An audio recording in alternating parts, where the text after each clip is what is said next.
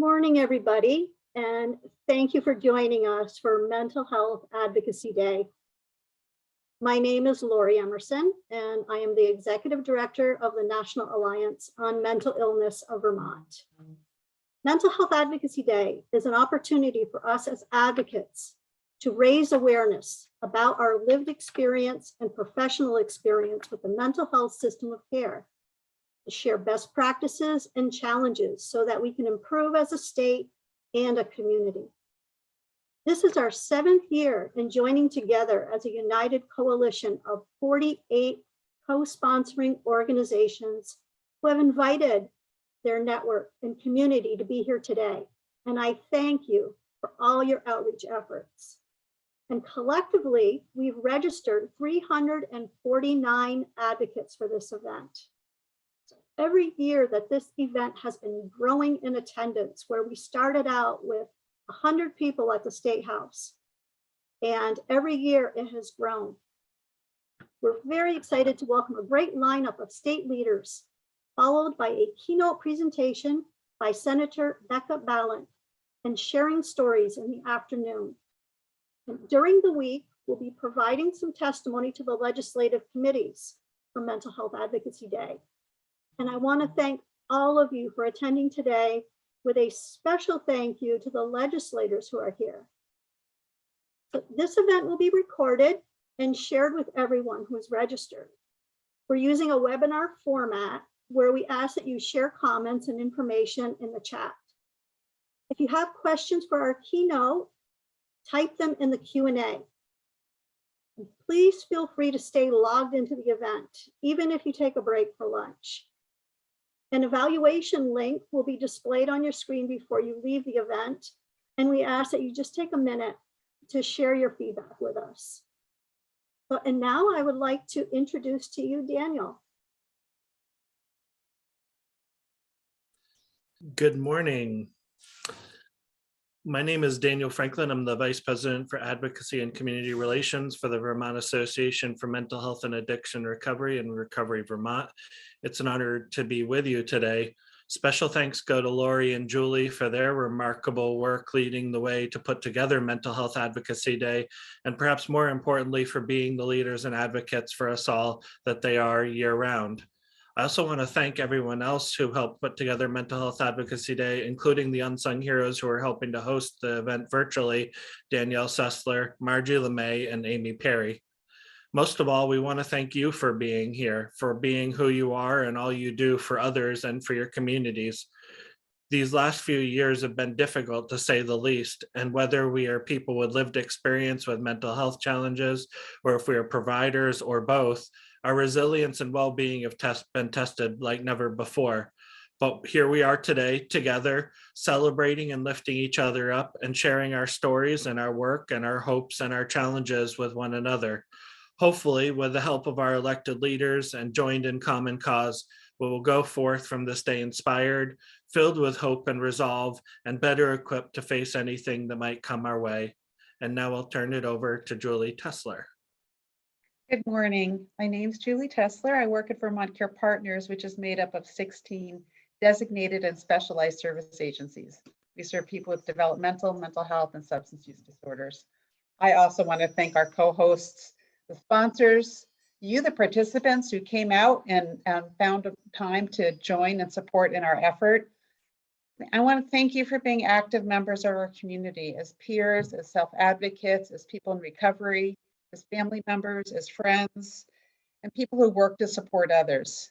In the challenging times, it's really important that we're here to show up for each other, to care for each other, to care for ourselves. So thank you for all that you do. It's very important. Today, we have the opportunity to learn, to share in our hopes, our sorrows, our challenges, to share in our journeys, to be inspired, to strengthen our sense of community and pride in what we do. We're going to learn from our state leaders, and honestly, every one of them really seriously takes their role as a public servant very seriously, and they really do want to listen and learn and support us in our lives and in what we do.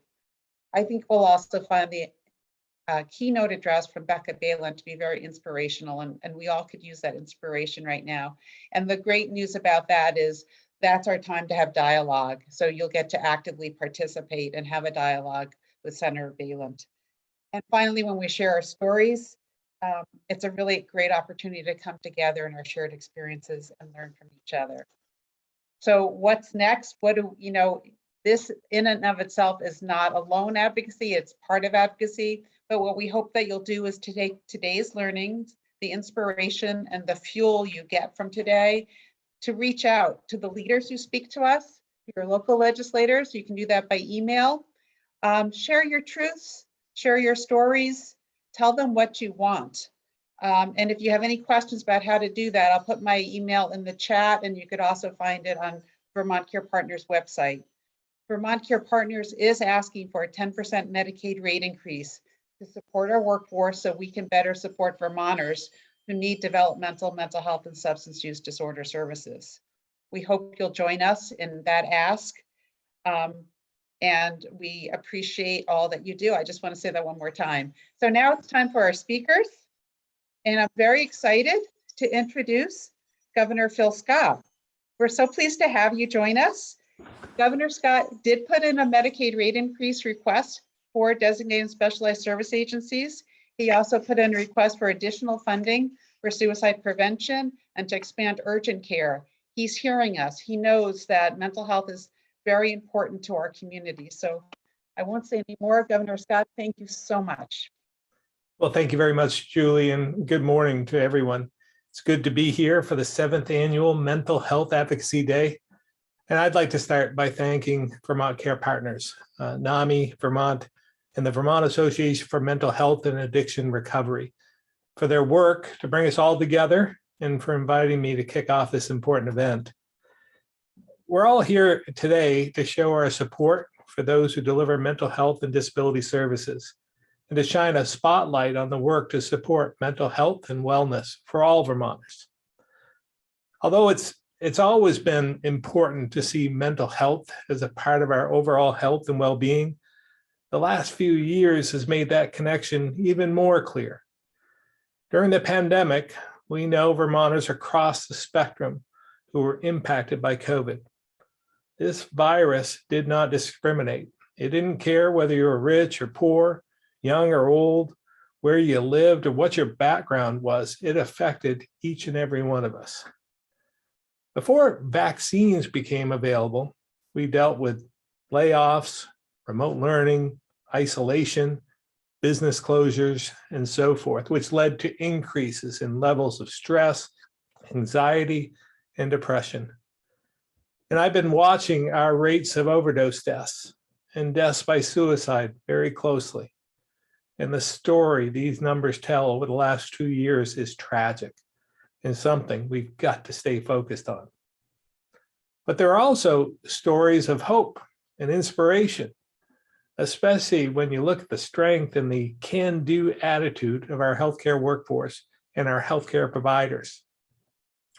We've seen these frontline workers step up in extremely tough conditions for far longer than any of us would have hoped, but they've done so to help Vermonters in need, and I greatly appreciate that.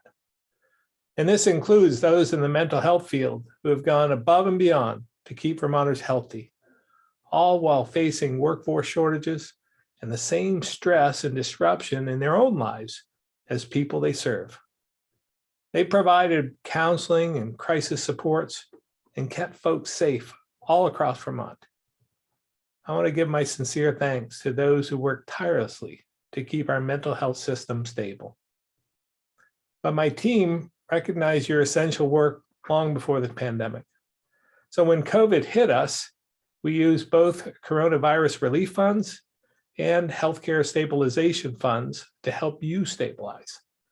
This included replacing lost revenue, balancing out billing, and making sure providers could support their staff as they continued to work on the front lines. And this continues using existing dollars at AHS and the new efforts I proposed in this year's budget, including funding an increase for providers, enhancing our suicide prevention work, in expanding our mobile crisis initiative. Now, I know there's much more work to do, but by working together, we can make this better for the people we serve. Again, it's an honor to speak with you today, even if it is remotely, to highlight mental health and the critical services and supports it takes to keep us all healthy. I hope you enjoy the rest of your day, and I thank you once again for all your good work. Thank you so much, Governor Scott. We so appreciate having you here. Congressman Welch will speak to us next. And before he begins, I just want to really thank you and acknowledge how Congressman Welch reached out to designated specialized service providers throughout the pandemic and said, what do you need? How can I help you? What's going on? Really asked us about the support that we needed. And he also fought for the Build Back Better plan in Congress and has been a very strong advocate for the services and supports we provide. So thank you so much for joining us, Congressman Welch. Please go ahead. Thank you, Julie. Thank you very much. And to the organizations that Governor Scott, I joined in saluting you. Years ago, I served for a number of years on the Vermont Association for Mental Health. You know, I want to just pause for a moment because it's been so hard for so many Vermonters. We're in year 3 of this pandemic, and it's hard to believe. It really is. And we've come a long way. But what I've experienced, I think personally, but I think it's really all of us have experienced it. We've done a really good job in Vermont on vaccination, on social distancing, on respecting other people, taking care of ourselves, not just so that we're safe and healthy, but because Vermonters have a real sense of obligation and desire to help keep their neighbors safe. And that's been consistent. We've had good leadership from the state. Thank you, Governor Scott. We've had good leadership from all our organizations and even our employers trying to work hard with us. But we were moving towards, with Delta, an end being in sight, almost within reach. We could feel it. And we'd all been so good for so long and could just feel the return to normalcy that was within reach. And we got hammered with Omicron. And I just know that it was very, very tough emotionally for people, all of us, to keep going. And I think when I think about the folks who are on the front lines, and that includes all our mental health providers, it includes our childcare workers, it includes our nurses and folks in the hospitals, where every single day, in order for you to do your job, there's some significant risk that many of the other Vermonters like me don't have. And that's on top of the burden that each of us and each of you has to make certain that you're safe and look after your own family and the people that you love. So it was really, really hard for all of us to make this adjustment that, we're in a new situation where the infection rate is increasing significantly. And of course, what happens with this too is that there's a sense of isolation that is intensified as all of us have to cope. And there's a sense of instability. You know, I think of all of our parents who have young children, and can they go to daycare or not? And how do you juggle that? And then if they go to daycare and a child has some symptoms, the call is made to the parent and they thought they were at work for a day and getting back into stability in their life, and they're not. And all of these things that increase anxiety and deprive all of us of the stability that we really is essential, intensify the mental health challenges that all of us experience and see. And you have had, all of you who are helping with the mental health of Vermonters have had to bear this burden with a positive reaction, with help as much as you could give it, even as you had to subordinate your own anxieties and concerns. So I am just so grateful to all that you did. You know, our job, Bernie, Patrick, and me, was to try to get resources back to Vermont to help. And of course, we were successful in getting some resources back here. You know, the American Rescue Plan had $2 million additional mental health funding, and there was $6 million additional substance abuse treatment. And then on top of that, the governor, I think, added in the legislature 4.6 million. So the resources are there, but the hard work is helping people where they are. And, you know, just the fact that we've had 169 deaths in 1 year from overdose, that's 38% higher than prior years, just shows how this isolation is intensifying. And our suicide rates are up. So there is work to be done, as you know, and you are the ones that are doing the work. And I just want to pledge to you that I will continue to do everything I can in Washington with my colleague, Senator Leahy and Senator Sanders, to get the resources back to you and to the state. But I do want to join with Governor Scott in expressing to you my heartfelt gratitude for everything that you're doing and the challenge ahead. Thank you. Thank you so much, Congressman Welch. We so appreciate your joining us today. I'd like to introduce Lieutenant Governor Molly Gray next. Thank you for joining us. I want you to know that Molly Gray has been touring the state, listening to Vermonters, and you know what she heard about? She heard about the services we provide and the needs of the Vermonters for those services. She's made this a priority for her work, and in fact is having a panel on youth mental health at lunchtime today, so you can catch half of it because you want to come back for the stories. So thank you so much, Lieutenant Governor, for joining with us today. We appreciate it very much. Good morning and thank you. I was realizing this morning as I was preparing my remarks that last year at this time, I said, next year at this time, we'll all be in the State House together, but here we are. I just want to personally welcome the 236 participants from every corner of the state who are joining today. Also to thank the Vermont chapter of the National Alliance on Mental Health Illness and the 45 different participating partners and co-sponsors. I think that the focus of today's Mental Health Advocacy Day on the time for hope and recovery is so apt. And just to follow on Congressman Welch's remarks, this is a moment of tremendous challenge. We've seen that. The governor talked about it. We've seen opioid deaths up across the state. We've seen unprecedented mental health challenges and needs, but it's also an opportunity for a state, given the unprecedented amount of funding we have coming to Vermont. But I think what the last couple of years have shown us is that we have a system, a mental health system that's underfunded and under supported without question, that we have a persistent mental health crisis that's really been exacerbated by the pandemic, and that we have to do everything we can to end the stigma. And it's true, last year after the legislative session ended, I got out of the State House, I got into my car, I spent a day per week in a different county of the state. I met with 29 communities and 60 different organizations, including the Howard Center, Central Vermont Medical Center, NCSS and HCRS, Spectrum Youth and Family Services. I want to thank so many of the folks who are on today's call for taking the time to welcome me into your office, into our designated mental health agencies, and sharing so much of what you've been seeing and hearing throughout the pandemic.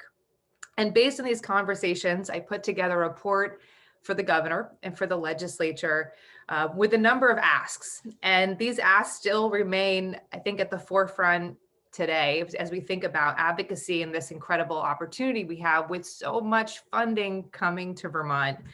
First is to set a long-term sustainable budget for Vermont's designated mental health agencies, allowing year-to-year funding struggles, avoiding year-to-year funding struggles, and investing in systems and a workforce that meets community needs.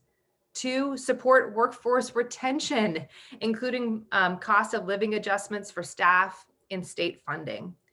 3, support recruitment efforts by expanding student loan forgiveness programs for those who choose a career in mental health care, and invest in Vermont-based workforce development programs.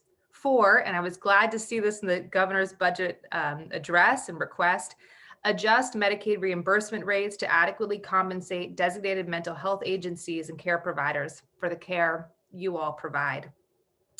And additionally, which is the focus of my seat at the table conversation today, designate a task force inclusive of Vermont's mental health professionals to help identify the root cause of mental health crisis, especially amongst young people in Vermont, and a possible immediate solutions.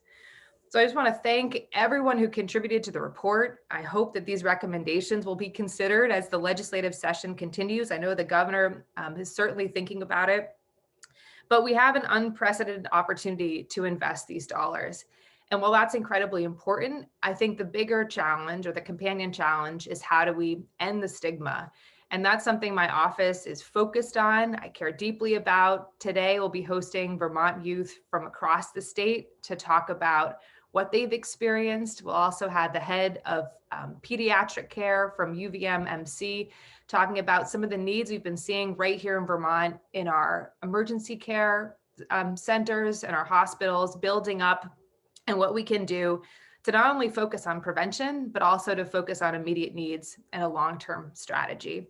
So in closing, I just want to recognize the work that all of you are doing every single day to join our governor, to join Congressman Welch in saying thanks.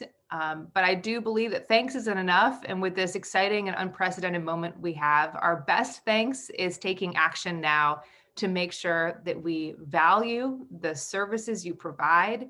We recognize that mental health is health care, is health, and that we have a public health emergency when it comes to the mental health crisis in Vermont, and it's time to act. So thank you. I wish you a fruitful mental health advocacy day, and please know my office is your office, and I look forward to supporting your efforts. Thank you so much. Really appreciate that. Our next speaker is the Interim Secretary of Human Services, Jenny Samuelson. I want you to know she was one of the first people to arrive today. She's listening, she's learning, and she and her team have been working very hard through the COVID pandemic to address workforce challenges, to support agencies to meet critical needs. And she's listening to us, and we're very glad to have her share with us her perspective and vision. So thank you so much, Secretary Samuelson. Thank you, Julie, and thank you to all of you for inviting me here today. I'm excited to learn and to hear. I want to take the time, and I also want to take a moment to thank you for focusing on the mental health of Vermonters. The pandemic has highlighted for all of us, and including Vermonters and Americans, that it's critically important for us to look at and care for our mental health. With the tireless work of peers like yourselves, staff, families, advocates, and providers, we are seeing progress in making mental health care and treatment equally affordable and accessible to other healthcare services, integrating mental health into a holistic system of care, and generally putting a spotlight on the importance of mental health and mental health care. We're also seeing a progress in reducing the stigma against those experiencing mental health challenges, and we've come such a long way to making it this important effort towards a focus on improving the human well-being, but we still have more work to do. The impact of COVID has been profound on the mental health of Vermonters. As the governor noted, we have seen deaths from suicide and overdose go in the wrong direction during the pandemic. Further, the mental health system is not immune to the workforce shortages that we're experiencing nationwide. These combined factors demonstrate a need to prioritize prevention and treatment for mental health. As the Secretary of the Agency of Human Services, I'm committed to working with the providers, community, families, and peers to support our workforce, integrate our system of care, and invest in the treatment and programs that Vermonters need today. This commitment is reflected in the governor's budget, as previously mentioned. As you heard from the governor, we'll be working to expand our suicide and prevention and mobile response efforts answering the calls of Vermonters to address the immediate crisis response. This is really exciting to me to see us take this step forward with our communities. There's also financial support to sustain our mental health organizations and funding to stabilize the mental health workforce, including investments in training, retention, and recruitment of staff. These investments demonstrate a continued commitment to advance the mental health parity and treatment. You've been on the front lines for 2 years, as everyone else has talked about. You've served Vermonters. You've stepped up to the challenges. Over this last 2 years, you've adapted to using new technology to providing remote mental health services, delivering care in new settings with displaced clients, like those who've moved into hotels and out of homelessness. You've been addressing the increased needs of the mental health services that we've seen across the state. And you've been filling gaps when your colleagues have been out due to childcare issues, illness, and career transitions. And you've done so much more that we can't elaborate on here, but it's been felt deeply by Vermonters most vulnerable. I want to take this moment to thank you for your dedication, innovation, and collaboration. And I hope that through the rest of the day, you have an opportunity to learn, grow, and support each other. But thank you for including me in this process. Thank you so much for your leadership, and thanks for joining us today. Our next speaker will be Emily Hawes, the new Commissioner of the Department of Mental Health. Emily comes to this position with a broad depth and breadth of experience in mental health services, both in the community and as the director of the Vermont Psychiatric Care Hospital. She's here to address us and talk about, and is responsible for the full mental health system. So, and she gets more time, take as much time as you want. Actually, one of our legislators not able to make it. So enjoy your time in stepping in this role as the leader of our mental health system. We're so glad to have you today. Thank you. Great, thanks, Julie. Good morning, and thank you all for having me today and for inviting us to speak alongside you. As you've heard from folks, there's currently a substantial amount of work being completed at all levels as we strive to address the mental health needs of Vermonters. The challenges faced during the pandemic have impacted every single one of us immensely. We owe our continued hope to our brave and dedicated care providers. I have such tremendous respect and appreciation for your expertise, your commitment to our shared vision, and to those you care for. The Department of Mental Health is grateful to you and to your families for all that you do. Beyond our words of thanks, we are making changes which will take us to a better future of care. We are bolstering existing staffing systems, adding retention benefits for those doing the work now, and devoting funds to bring in new staff who will help us achieve the level of care needed to ensure that no one is left without the services they need. We are also proposing to the legislature that we fund the Peer Workforce Development Initiative to explore a pathway for certification. As is the same with this community of advocates, we can't underestimate the immense value of a well-trained and supported workforce, peer workforce. We are also continuing to build our on-the-ground emergency response supports, extending resources to where they are needed most by expanding mobile crisis programs, which have been driven in part by a successful pilot program launched this past year in Rutland. We are dedicating major resources to suicide prevention, including the proposition of a new statewide suicide prevention coordinator. We are utilizing federal grant funds to support expanding the suicide prevention lifeline and engaging vulnerable populations across the state. So much of this work is pushed along and driven by all of you, the advocacy community. We see your efforts, we appreciate the work you do. Together, we are reducing the stigma around mental health. We are normalizing the need for care, and we are continuing to develop and drive forward the level of community involvement that we're known for here in Vermont. We continue to ask everyone to reach out to each other, to continue to connect with each other, and we're so grateful for the work that you all do. Thank you so much for having me here today. It is an honor. I apologize, Julie, I didn't have more than my 10 minutes to give a speech. That's okay. So I'll apologize in advance, but thank you so much for allowing me to talk with you today. That is wonderful. We do have a question. Would you be willing to take a few minutes to address questions? I hesitate to do that completely unprepared, so I can hear my coworkers off to the side of me saying, don't do it.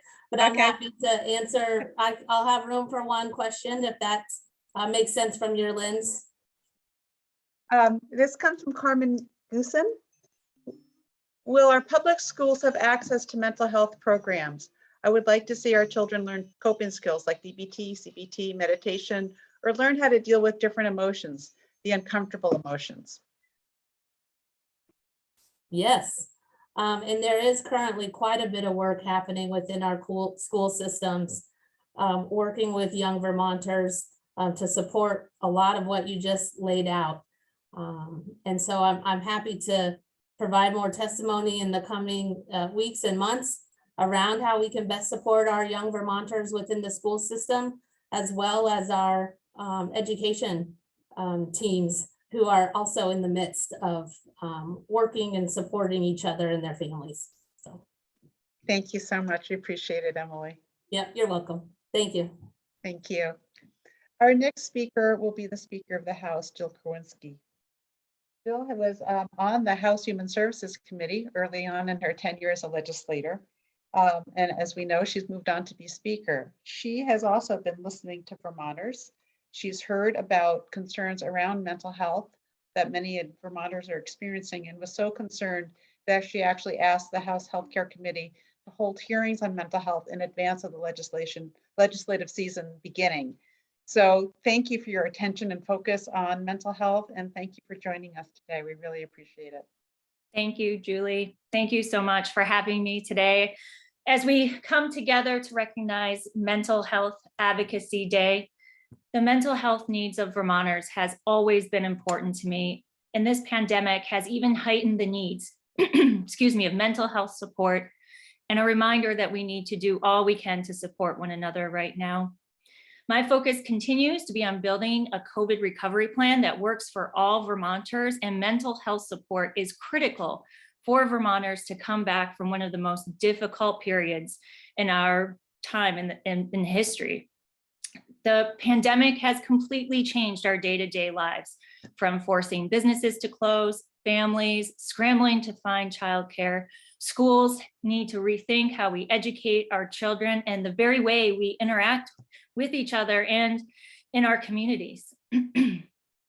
Vermonters are resilient in the face of adversity, and we have found innovative ways to support our communities as we try to stay connected. While we have been fortunate to have weathered this pandemic better than other states, thanks to the tireless efforts of our health and human service workers, we know that this has been disruptive so much of what we previously knew of our normal way of life, and added a tremendous amount of stress, anxiety, and isolation to our lives. It is important to recognize that we are all going through challenges, and it is okay to feel the strain of our current environment. It is imperative that we stay connected and reach out to each other and make sure that we are looking out for our neighbors. The impact on Vermonters can be seen in so many ways, and one truly alarming and tragic impact has been the number of Vermonters that have died as a result of opioids. This year, we saw the greatest number of Vermonters lose their lives as a result of it. And while there are a variety of factors that have led to this rise, certainly the long period of isolation has made an already difficult situation worse for so many. We are continuing to work on finding ways to support Vermonters in our mental health and substance misuse workforce, but nothing can bring those lives back that we lost. So it is so important for all of us to remember that we cannot hope that things will go back to normal and people will be healthy and safe when this pandemic comes to an end. Vermont historically wrestles with these challenges of rural social isolation, and we cannot afford to stop working to address the needs of all Vermonters. I look forward to working with state agencies and departments and all of our critical community service providers. Community providers are the ones on the ground that know their communities best, and we must continue to look up to them, to support them, and support Vermonters' mental health needs while making sure you all have the resources you need to be successful in this critical mission. Thank you. Please be well, and thank you so much for all you do. Take care. Thank you very much. We very much appreciate your leadership. Our next speaker will be Representative Bill Lippert. Bill Lippert has a long history with community mental health as the former Executive Director of Counseling Services of Edison County. As the chair of House Healthcare Committee, he has been working for years to improve and support mental health services as part of the larger healthcare system. He sees it as a critical component of healthcare. And he's done everything he can to support our workforce, to support our funding, and strengthen the work of peers and their role in our system of care. So he has time to speak some more, and you may have 10 minutes if you would like, because Representative Mary Hooper could not join us today. And we know that you have certainly a lot to share with us. Thank you so much for joining us. Thank you, Julie. And it's a pleasure and an honor to be a part of Mental Health Advocacy Day here, even if we're doing it all remotely in the midst of this pandemic.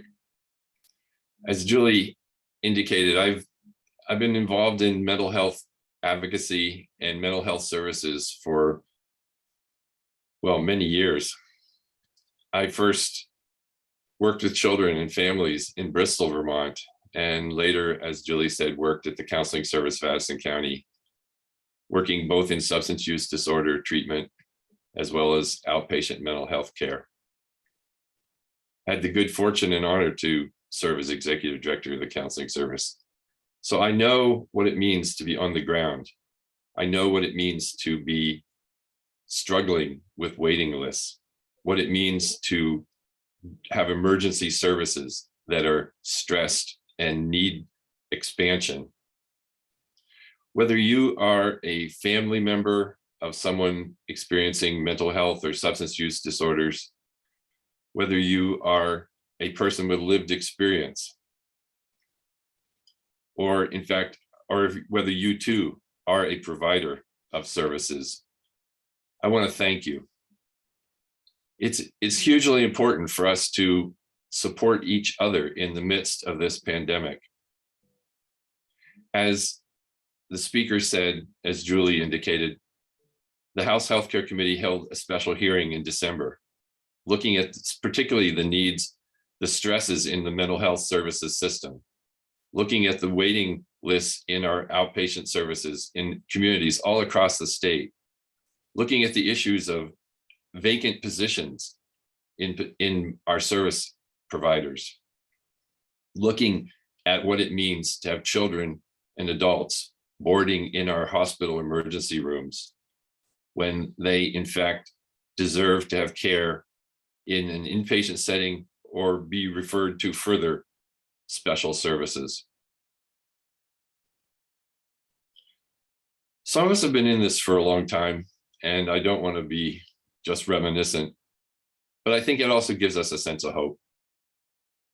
We fought to close in large institutions, even if it took Hurricane Irene to close our Vermont State Hospital finally. We fought to end stigma. We fought together to create community-based services as the focus of Vermont's mental health care system and substance use disorder system, and our system of services for just developmental disabilities. We have so much more to do, and I'm proud and pleased as the chair of the House Healthcare Committee to have the responsibility to lead our committee. And I would say on a nonpartisan basis, we support true parity, mental health, substance use disorders as an essential part of healthcare. We do not have a healthcare system if we do not have fully integrated mental health and substance use disorder services as a part of our healthcare system. I want to take a minute and, on a personal note, say how important it is for us to tell our stories. How important it is for your stories to be heard, whether you're a family member or a person with lived experience. Many of you know that I have spent a good deal of my adult life fighting for social change around lesbian, gay, bisexual, and transgender issues in Vermont. The reason I feel so powerfully and strongly about changing that part of our world as well is because the incredible, hurtful impact of discrimination that has led to the need for support, mental health services, even sometimes in the darkest hours, as we've lost fellow Vermonters due to discrimination and oppression. I shared that experience. I shared that experience of feeling so hurt from the oppressive society that I felt isolated and not able to move forward. I have that lived experience, and I too have the experience of coming to terms with, and with support, coming to terms with what it means to wrestle with your own personal demons, if you will. So I share with you my story in part to say, share your stories. Your stories are essential. Your stories are critical to us ending the stigma and moving forward together. I do believe that together we will continue to fight to end stigma. We'll continue to fight for stable, long-term funding that stabilizes a system of care for people and families, individuals and families. I want you to know that I stand with you. I stand with you personally. I stand with you professionally. And I stand with you as a legislator who's committed to the well-being of all Vermonters, to the flourishing of all Vermonters, and to the ability for all of us to support each other, move ahead, and flourish together. Thank you. I'm very pleased to be part of this today. Thank you so much for joining us and sharing your story. It was very moving. And it's a good way for people to really understand how much our legislators care about what we are and who we are and what we do. So thank you. I do want to just mention Representative Mary Hooper, who was called away because of a family emergency. I want you to know, as chair of Appropriations Committee, she has continued to really listen to people who use mental health services, people who work in the mental health services. When she is grilling people testifying, like Secretary Samuelson and Commissioner Hawes, she asks some very pointed, probing questions because she really cares about us. And it was very hard for her not to join us today, but I want you to know she's listening and that you can reach out to her, and she's fighting for us. I think Senator Ginny Lyons is joining us next. Are you there? Yes, I am. Oh, great. Thank you so much. Senator Lyons has been chair of the Senate Health and Welfare Committee for quite a number of years. The committees in the Senate have a very broad breadth of responsibilities. So she is responsible for all health and human services, whereas in the House, they're separated. Through the years, she's really worked with us at Vermont Care Partners and other advocates on many issues, but one thing I wanted to highlight is our efforts to try to have sustainable funding over time that actually meets the cost of services as they rise over time. We're still working on that effort, but I want to thank Senator Lyons for what she has done to move that issue forward. And please go ahead and share your remarks. We have about quite a number of people joining us today, so thank you for joining us. Thank you, Julie, and thank you all for being here. It is an honor and it is a pleasure to be here. I share a little bit about my background because it's not always evident, but my interest in the relationship between the brain and behavior has been going on since I was in college, and my professors could not understand how I could relate psychology and biology. In my professional teaching career, I continued to teach that relationship and work with many students who went on to become community mental health counselors or educators with a strong interest in helping the whole person. Today, we are feeling the stress, environmental stress that, on an individual level, we completely understand how stress can exacerbate or cause illnesses like cardiovascular disease, inflammation, and other real significant problems. And we're seeing the result of the stress that we've had recently with the pandemic in a real public explosion of mental health, substance use disorder issues. And for that, we are extremely concerned. And we're working very hard in the Senate Health and Welfare Committee, along with along with folks in appropriations and other committees, including education. I would like to say from the outset that as we look at children and their development, we know how critically important it is to have a strong child development program within our education systems to mitigate ACEs, within our primary care to mitigate ACEs, and to be very cognizant of the need for our the whole area of social determinants and ensuring that we don't see housing issues or child abuse issues that can in the long term result in an expression of substance use disorder or mental health concerns. So our committee currently is working on peer support, an extension of our peer support services across the state. We know we have some very strong peer support programs and pathways and in Alyssum, but that's insufficient because when someone needs support, they need that support. And we'd rather that they had a warm hand reaching out locally than for them to have to go into an emergency department and build the backup that we're currently seeing. So we're working on those issues now. We hope to pass the certification bill out that Commissioner Hawes alluded to, and also the peer support programs that is in the bill that's in our committee. If you have a workforce decline, the result is that you are not paid. And when you're not paid, then your utilization rate goes down, and you're not paid, then you can't sustain the programs that you have in place. So as we look at workforce, we're looking at how can we keep the programs that we have. And we've worked hard in the past, as Julie has said, to ensure that reimbursement and payment for our mental health workers, our substance use disorder workers, is in place.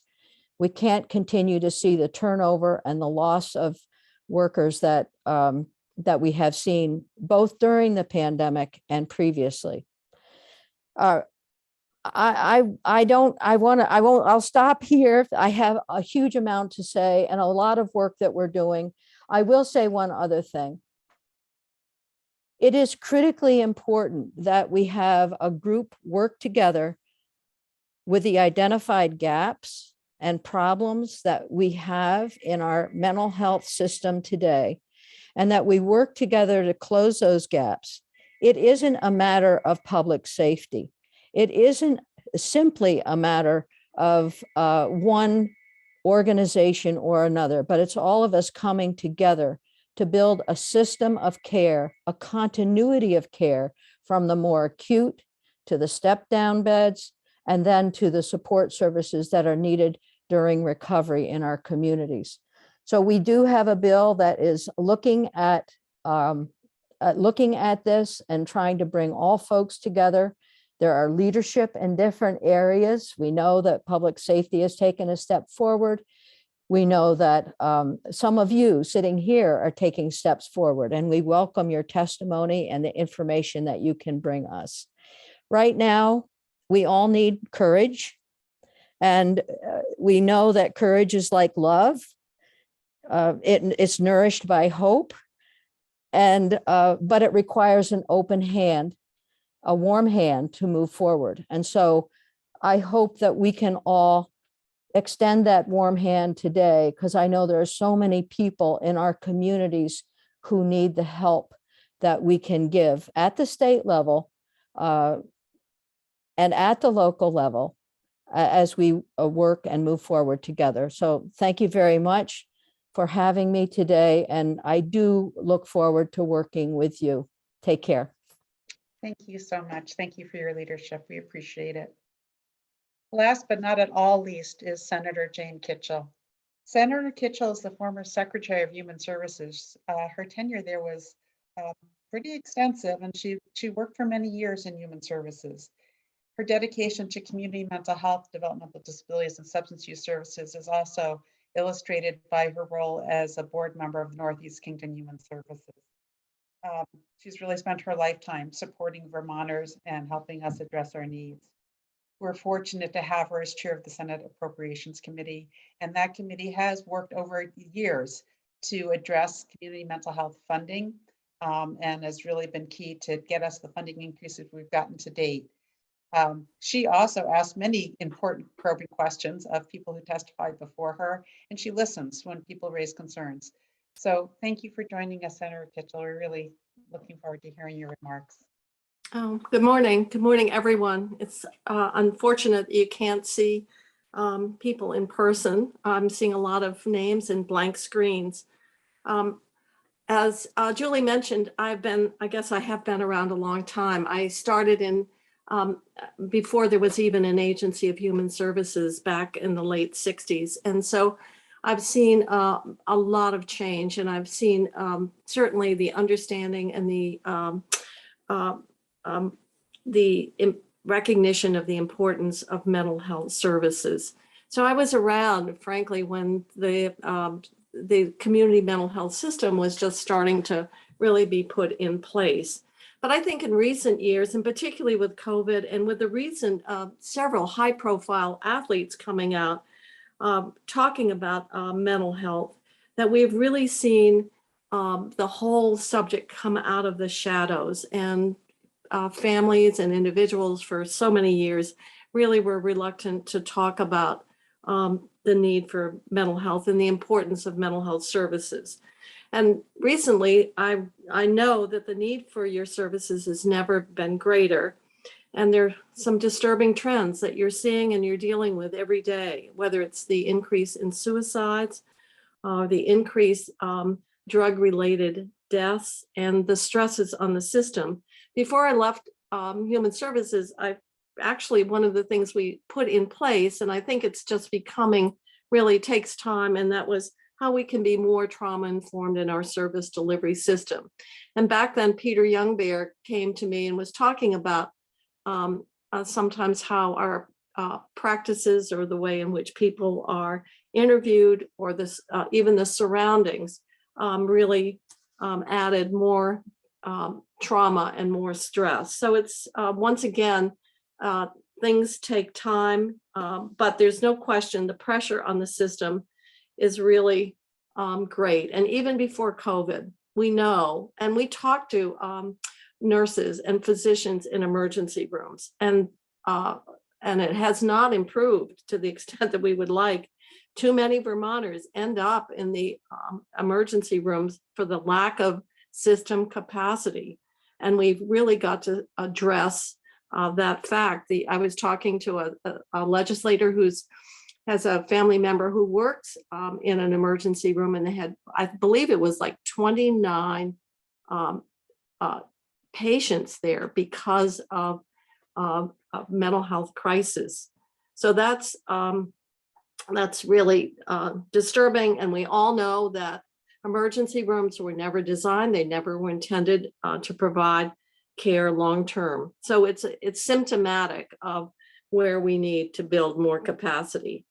I would say also budgeting, when you sit on the appropriations committee, there are many different ideas about needs and funding.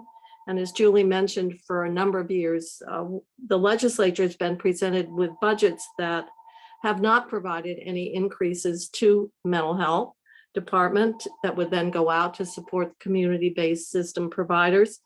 And that's been a priority, and the legislature has worked really hard to put together funding to support those increases, and will continue. Workforce, there's going to be more money in the budget adjustment to help deal with recruitment and retention. That's been an ongoing issue which COVID has only made much, much worse. I'm glad the workforce money that I had in the budget bill, I don't even remember how many years ago, was from the tobacco settlement, which was put in place to address workforce and development, and that was to fund tuition and scholarships, because we know people might start out in the system and really want to grow and acquire more skills and move up in the field. So that's kind of nice. Once again, it took a while to get it out, but I guess I would simply want to say that we recognize the importance of mental health. There's more work to do in terms of how we have a lot of ink on the paper about the integration of mental health and physical health, and more work to do there as well. So that's what I would like to say to you is thank you for the service that you provide. Thank you for the advocacy. And we are, as a legislature, I think, have a demonstrated track record of commitment to doing the best we can to help you in your work. And so I just want to thank you. There's many more things that we could talk about, but I know that you have other people, and appreciate the opportunity to speak with you all this morning. Thank you so much, Senator Kitchell. And I do want to mention that you're holding hearings on February 8th and 9th on the budget. So that is an opportunity, another opportunity for folks to share your stories briefly, say what you want, and the information on those hearings are on the legislative website, especially if you look under the appropriations committees. Yeah. And I would say that the time frame is pretty compressed for the hearing, so we welcome written comments as well. So don't feel that if you can't get scheduled, that you won't have an opportunity to express your thoughts. Yeah, thank you. That's a great point, because often we only have 2 or 3 minutes to speak at the hearings, but you can take your time and tell your story in written testimony, and legislators do read it. So it's just as effective. Thank you so much. Mm-hmm. So I think you all heard that our leaders are listening, they care, they're here to support our system of care and the services. And so I hope you feel some sense of inspiration in hearing from them. We are going to now move on to our keynote address, and I'm going to bring Daniel back to our screen and leave you. Daniel, thank you so much. Thank you, Julie, and thank you to all of our speakers. Really inspiring and powerful. It's an honor to introduce today's keynote speaker, Vermont's Senate Pro Tem and candidate for the United States House of Representatives, Becca Balint. Becca Balint, who lives in Brattleboro and serves Windham County, was elected President Pro Tempore of the Vermont Senate on January 6, 2021. Senator Balint was born in a U.S. Army hospital in Heidelberg, Germany, where her dad was stationed. She was raised predominantly in upstate New York and attended public schools in Peekskill. She earned her BA from Smith College, her master's degree in education from Harvard in 1995, and her MA in history from the University of Massachusetts at Amherst in 2001. Her career in education has been spent teaching in public and private schools in New England, as well as the Community College of Vermont. Senator Balint was elected to the Vermont Senate in 2014 And during her first term, she served on the Institutions Committee and the Economic Development and Housing Committee, as well as the Judicial Rules Committee. During her second term, she was made vice chair of the Education Committee and continued to serve on the Economic Development Committee. In 2016, she was elected to the position of Senate Majority Leader and was also appointed chair of the Senate Sexual Harassment Prevention Panel. In her third term, she was elected to the position of, re-elected to the position of Senate Majority Leader. Senator Ballant's many successes as Majority Leader include shoring up the votes to pass the largest Vermont housing bond in decades, which secured much needed housing for hundreds and hundreds of Vermonters, and passing a minimum wage increase for thousands of low-wage workers. Becca also led the caucus through a successful fight for the most progressive reproductive freedom legislation in the nation, and she worked hard to pass the boldest climate justice bill to date in our state. Over the years, she's fought for protections for consumers, for renters, and for women in the workforce, and she's been a strong advocate for additional workforce training programs that will assist Vermonters and small businesses. Senator Ballant is a fierce advocate for justice and equity, and her values were shaped by her family's experiences. She's the daughter of an immigrant father and a working class mom, and her parents never took for granted the rights and privileges provided by the United States Constitution. Her paternal grandfather was killed in the Holocaust, and her father's family saw firsthand the cruelties people can perpetrate when the law does not protect those in marginalized communities, and when government officials approve the targeting of those who are seen as different. When she's not running around the State House, Becca loves to run in Hubbard Park. Becca lives in Brattleboro with her wife, attorney Elizabeth Wool, and their 2 children. What you're about to hear perfectly exemplifies the authenticity, humility, vulnerability, courage, and generosity Becca displays day in and day out as a servant leader. Senator Ballant will speak for about 30 minutes, and then we'll have a question and answer period where we'll have you submit your questions via the Q&A function at the bottom of your screen. Thank you and welcome, Senator Ballant. The floor is yours. Oh, thank you so much. Thank you so much, Daniel. Can you all hear me okay? I'm gonna assume so. What a treat to be introduced by someone from back home in Windham County. Really appreciate that lovely introduction. So good morning to all of you. Thank you so much for inviting me here today to speak with all of you on Mental Health Advocacy Day. I'm eager to share my experiences and also to hear your thoughts and concerns. For those of you who don't know me, as Dan said, I'm State Senator Becca Ballant. I represent Windham County.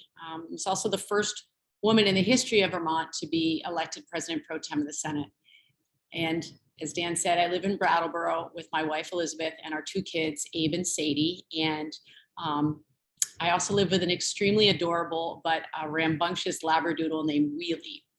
And I mentioned my dog Wheelie because he is absolutely a strong presence in my life that helps me to navigate challenging times. And like so many Vermonters, I have lived with anxiety and depression for my entire adult life, and actually my entire childhood as well.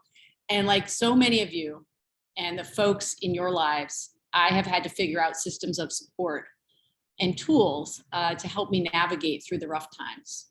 So more on my personal journey in a bit, but first I wanted to center us more in this moment. It's an understatement to say that this pandemic has been a real doozy, and rates of adults experiencing anxiety and depression increased dramatically in 2020 and again in 2021. And when we write the book on 2022, I imagine that we're going to see a similar story. And so although this statistic doesn't seem like a hopeful one, there is, I think, an important bright spot. This pandemic has really opened a door to more candid conversations around mental health and mental illness and developmental disabilities. Ads all over social media announce opportunities to get therapy through your Zoom or your phone in your own home. And telemedicine has been a lifeline for so many Vermonters during this health emergency.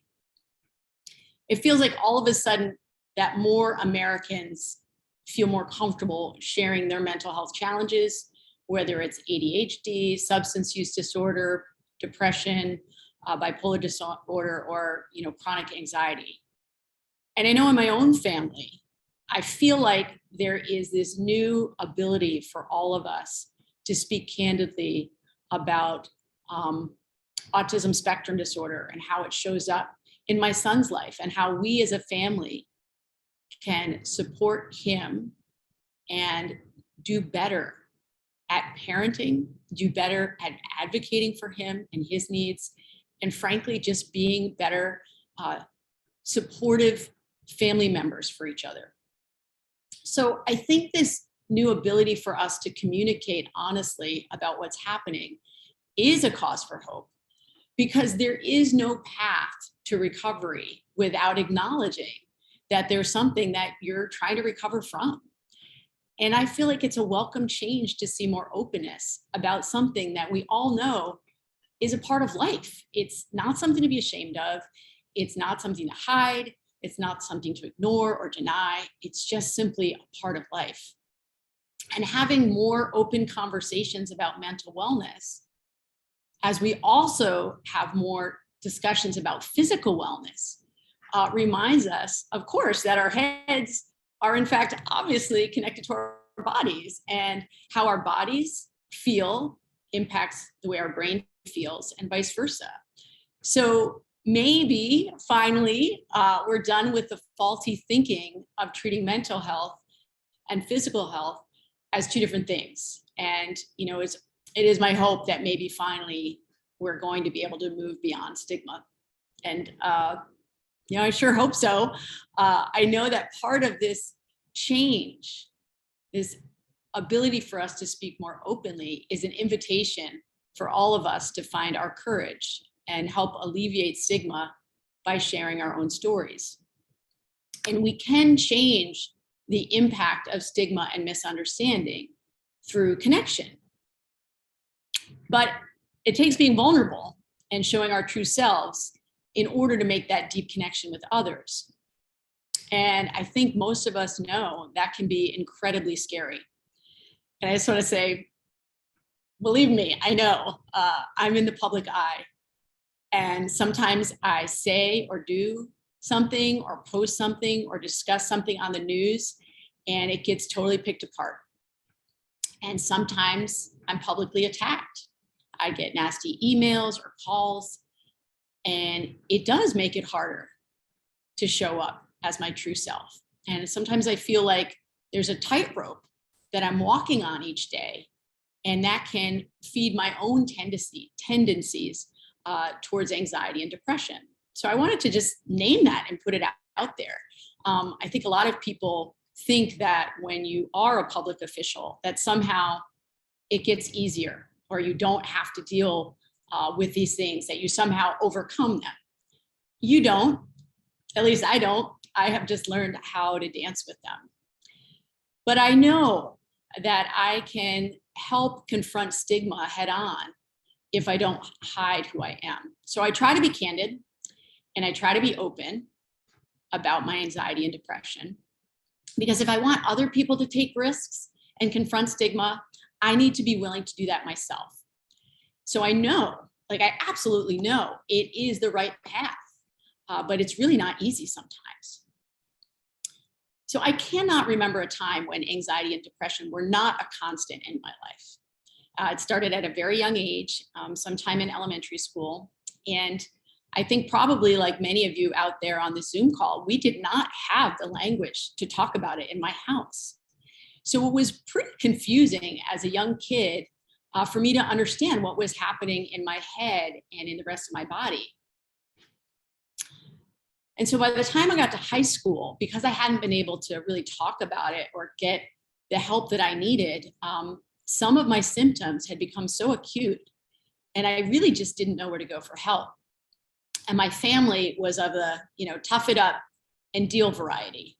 So I didn't think I could ask them to take me to see a counselor.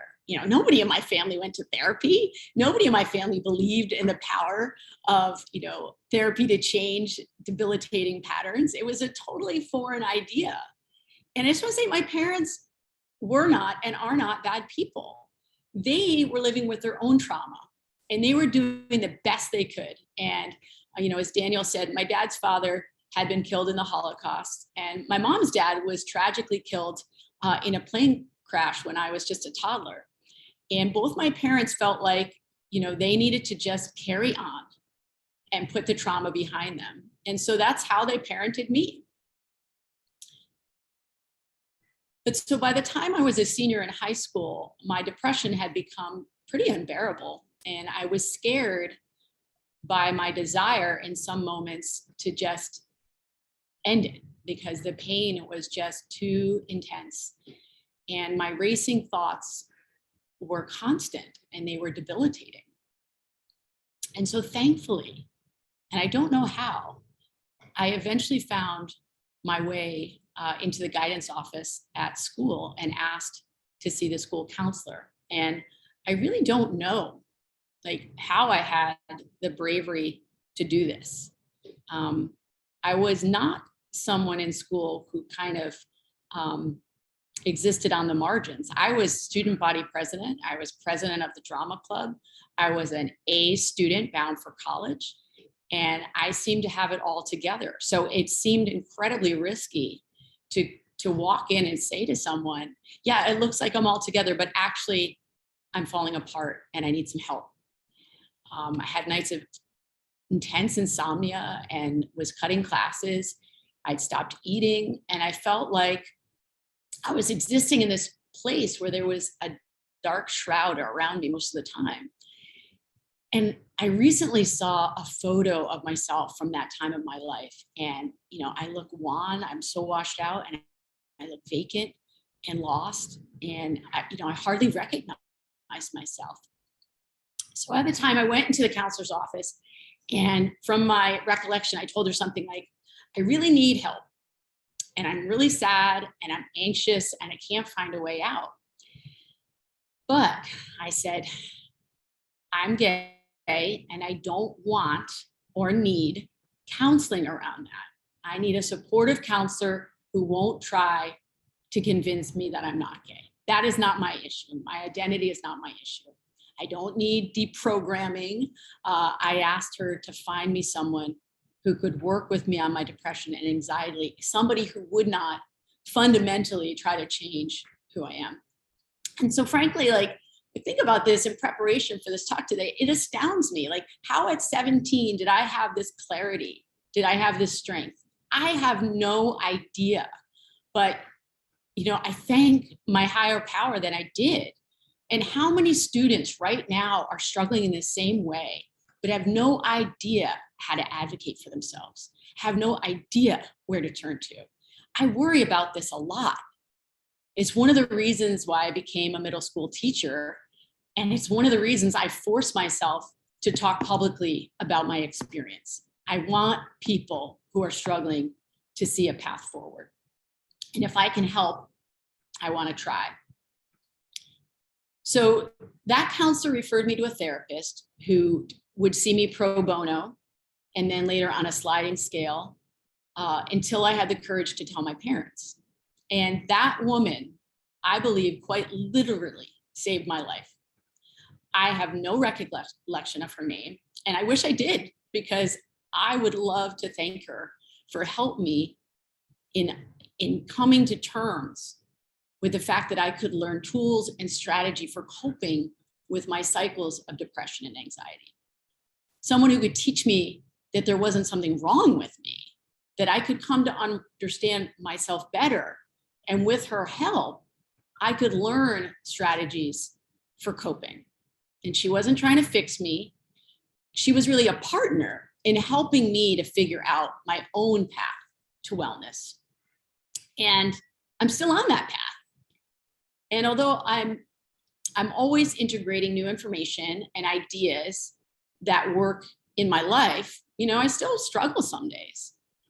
And as you might imagine, being in politics right now is quite toxic, even here in Vermont. So I need to think about self-care and resilience a lot.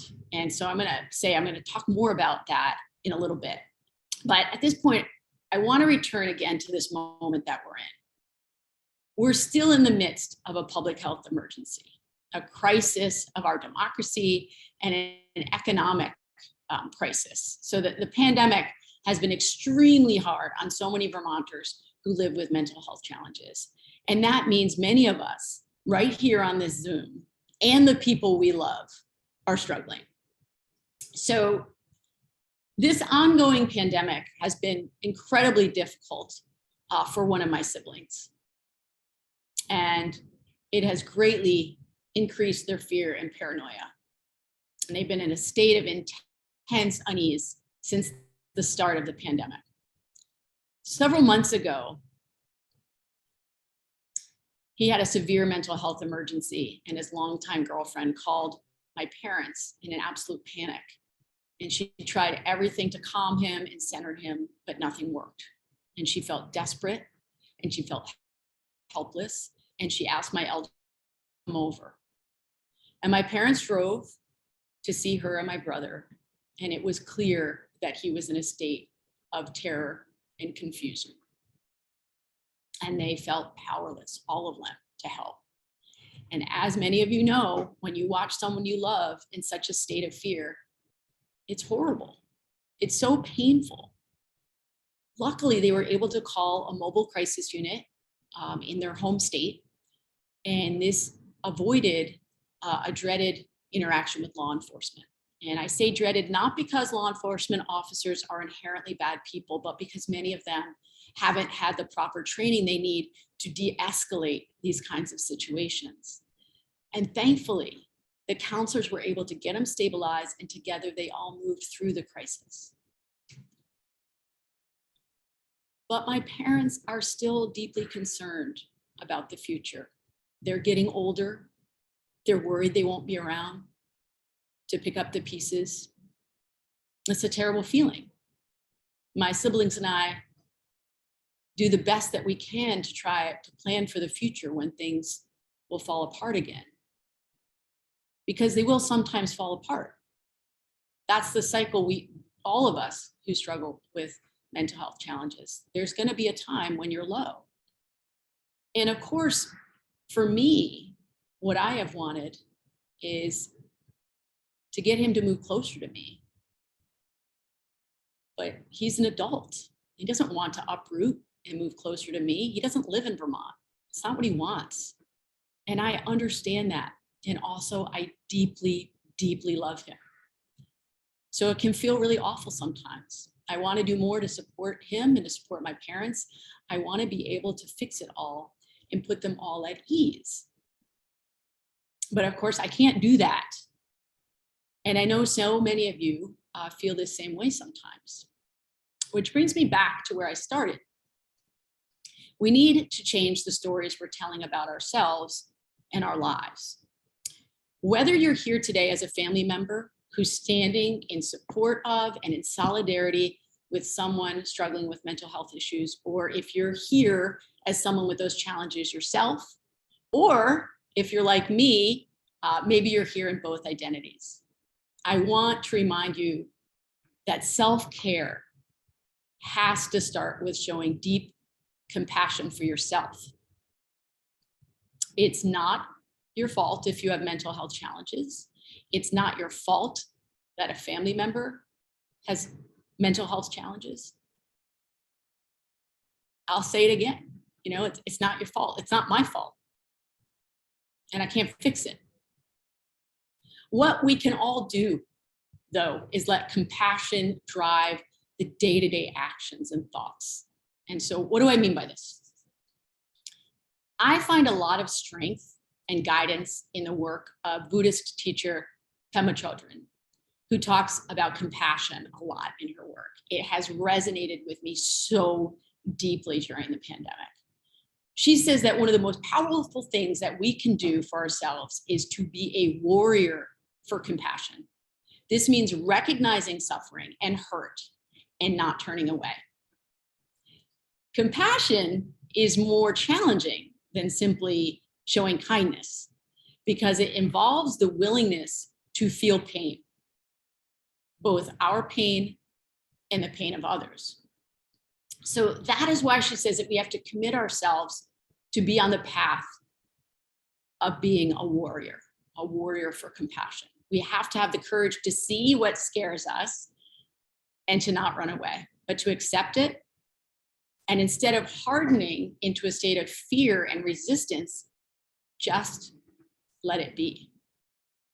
When we accept that we are, at each moment doing the best we can, and we're willing to keep trying to do better, that act has to be rooted in a deep sense of compassion for ourselves.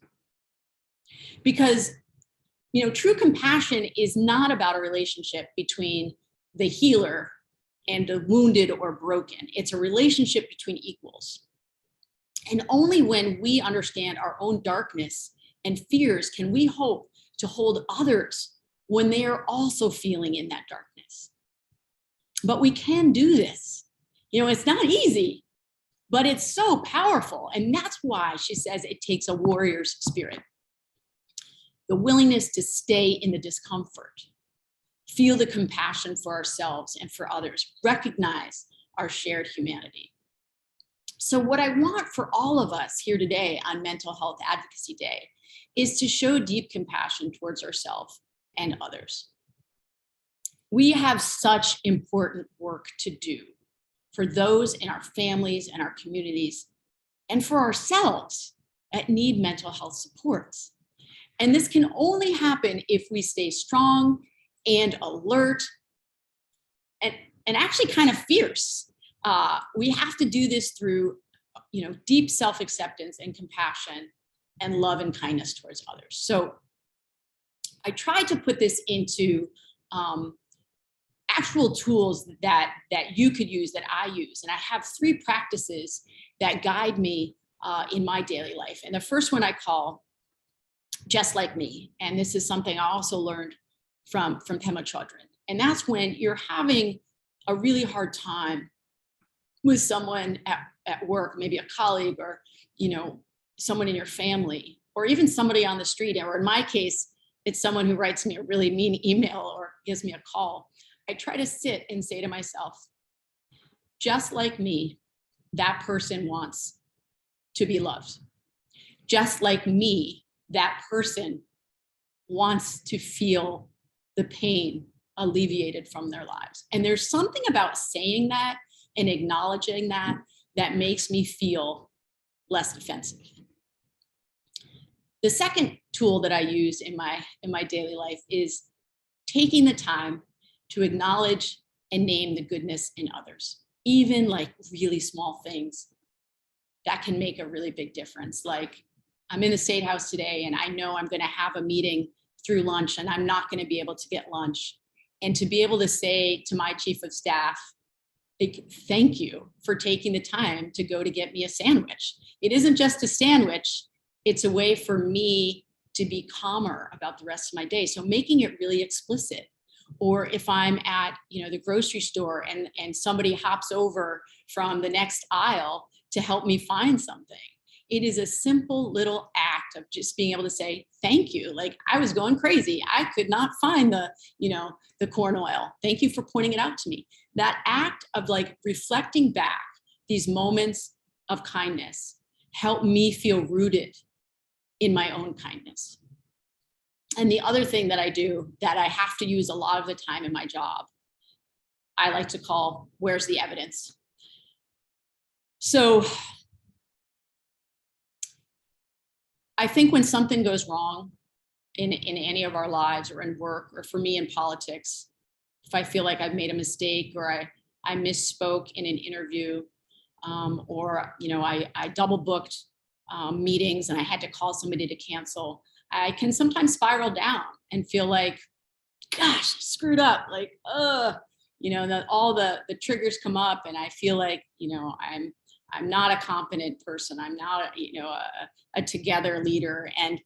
And so in those moments, I try to stop myself and say, well, where's the evidence that this story that you're actually telling is not true? Where are the ways in which you showed up today actually really together? And where are those moments where you were actually in the flow in your work? You can't be in the flow all the time, right? There's no such thing as perfection, but to remind myself of that really intentionally, I find really useful. So they help me deal with the emotional triggers that can feed my anxiety and depression. And they're practices that I've used over the years, and they help me generally maintain a healthier outlook on life, but they don't always help in the moment. And as I mentioned earlier, there's a lot of emotional triggers that I deal with all day long. Someone posts something nasty or snarky or untrue on Twitter, or I get an angry email, and again, this happens a lot of the time. So I have to wonder, like, why do I do this job? But that's a talk for another time. What I want to end with today is talking about how to cope with those daily triggers, because they're not going to go away. They're not going to go away for me. They're not going to go away for you. And so what can we do so that we can be more successful more of the time? So usually happens like this. I'll open my email inbox and I'll see that somebody has written something harsh about something I either did or didn't do. And I instantly feel the reaction in my body, pounding of the heart, could be tightness in my stomach or nausea. Sometimes it can be, dizziness or lightheadedness, little cold sweat on the back of my neck. And I used to feel all these things and feel really sort of weak and broken and sometimes paralyzed. And now I can recognize the reaction. And instead of shutting down, I can get curious and ask myself some questions. Why am I feeling this? What am I feeling? And I very clearly name these things and I say them out loud. Then I say something like, wow, this really hurts. This really sucks. This is uncomfortable. And if it's a really bad situation, I might say, you know what? I feel like I'm suffocating. I'm feeling a little dizzy. I'm feeling a little scared. And something about naming it helps me to figure out what to do next. So then I ask myself, well, what do you need right now? And sometimes I put my hand on my chest and do deep breathing. Sometimes I head out the door of the State House and get some fresh air and different perspective for a few minutes. But whatever I decide to do in the moment, it's about self-care and not about ruminating. I cannot make a good decision when I'm triggered and panicked.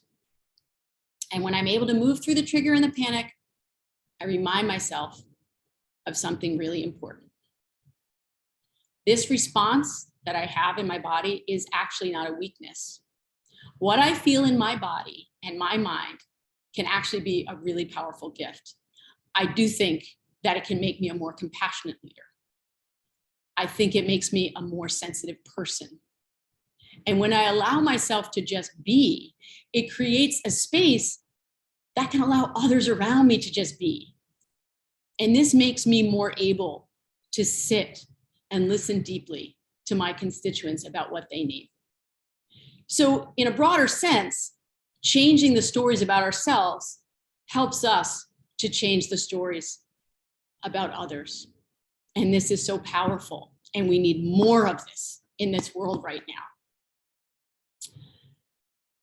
I'm sorry that we're not actually together in a room, because I want you to be able to see my face in person and see my body language up close and know that I believe so deeply and passionately what I'm saying. But I hope that over Zoom, you can still feel the sincerity in my voice. And I hope this talk will give you a sense of connection to me and other people on the Zoom and a renewed sense of purpose. I wish you all moments of calm today and each day. I know we're all on a similar journey. Thank you. Thank you for your courage and your kindness. Let them lead you. Thanks, Dan. I think I hope that you can take a moment to read the chat, and I will share it with Carolyn as well. This has been recorded. So you have just was incredibly inspiring, and so many people are sharing some things in the chat, as well as expressing that they want to. And so I'll start by asking one of the questions, which was, how can it's really about advocacy. How can people share their personal stories in a way with legislators or with their communities in a way that makes a difference? Yeah, thanks, Dan. I really appreciate that question because, you know, let's be frank, let's be clear. Like, we are still in a moment where vulnerability and genuineness can be seen as a sign of weakness. And it's absolutely not. And so one of the things that I have tried to model, but also to say to my colleagues explicitly, that we are starved for a different kind of leadership, a different way to talk to each other. And so I think it's really important that if you are coming in to testify or you're making a connection with a legislator, that you have support around you, because some are going to be better able to hear it than others. And so I want you to know that I take it very, very seriously. And so if you find that you don't feel like you have a safe space in which to really convey to your legislators what you feel, what you need, what your families need, please know that you can use my office, my Chief of Staff, Carolyn Wesley, to give us that feedback. We're trying to get better. We are trying to make this State House one that is much more responsive to all Vermonters. And part of that is by people being willing to hear their stories. And so it takes each of us being there, supporting us in our vulnerability, and to stop the narrative that being genuine about your experience is somehow a sign of weakness, because that has dogged me. I'll be really frank, it's dogged me in my political career. And so I have had to show up in a certain way day after day and say, no, there is a different way to do this and we can do it. But all of us who want to see it differently, we need to help each other.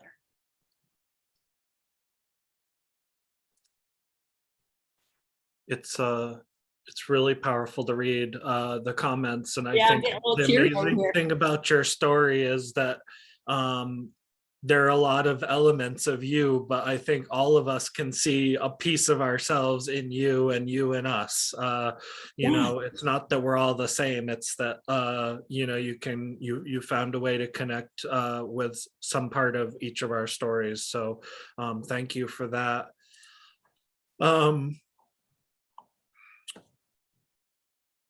So can you talk about, we have a lot of different levels of care. Can you talk about the value of peers within our system of care?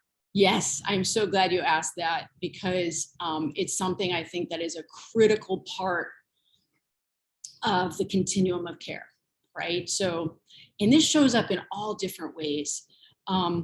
We are much more able to receive supports from people that we feel like get us on some level, right? And I'm just going to digress just for a moment to say that it also shows up like in really perhaps unexpected ways. I met with the People of Color Professional Network the other day, and they were talking about what it means for them to try to access supports for their businesses if they don't see anyone who looks like them or has the same experience, or, it is as simple as us being mindful of what does someone in that position need to feel and see to feel like they belong, right? And so peer supports are a critical part of this. Sometimes that is the very first sort of low barrier entry into getting the support you need. And we could not have the incredible network that we have around Vermont at all different levels if we didn't have peers who are willing to be trained as peer supports. And so I've heard throughout our tour that the speaker and I did around the state around the importance of making sure that we continue to fund peer supports It is a way that people can feel supported by folks who truly understand at a basic, raw level what they're going through without judgment, right? Without judgment, and it's critical. So I really want to make sure that we have investments in peer supports over the next few years as we go to spend these ARPA dollars. Thank you, Becca. Senator Ballant. There was sort of a statement, but I think it's a really important one, and it's really about inclusion and equity. And I'll pose it kind of as two questions. One is, how do you think that we can improve diversity, inclusion, and equity within the system? And secondarily, I think there was a point about accessibility, and part of that was it's not just access to the care itself, but there are other barriers to access, such as transportation. What other barriers do you think that we need to address barriers to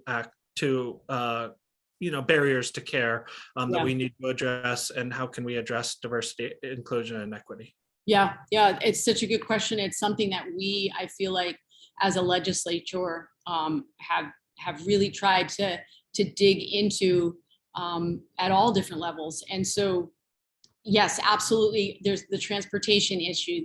I see people talking in the chat about, compensation for people. It has to be, in order to be able to do these jobs, you need to be able to be compensated in a way that is, you're able to take care of yourself and others. But, one thing I've been thinking about a lot, Dan, over the last couple of weeks in particular, is the issue of plain language and making sure all the materials that we are putting out within state government are accessible to a broad swath of Vermonters. And that means trying to write everything, in a middle school grade level for reading and absorbing. And that's for, so many reasons. But a basic reason is, what are we trying to prove with, complex, jargony language? Are we trying to prove something about ourselves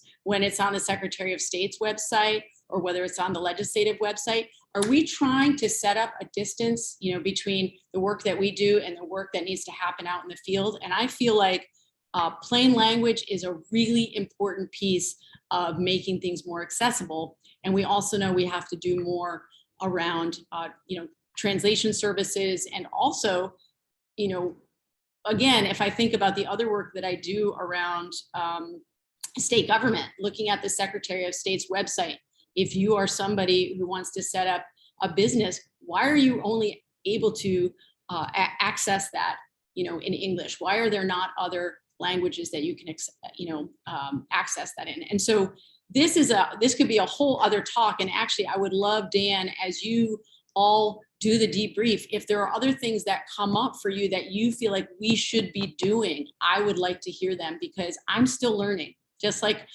all of you, you have your areas of expertise, and I want to hear them. Thank you so much.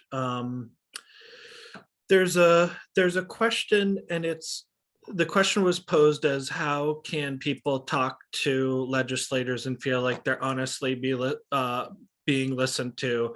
I want to kind of rephrase that by saying that, we have a citizen legislature. I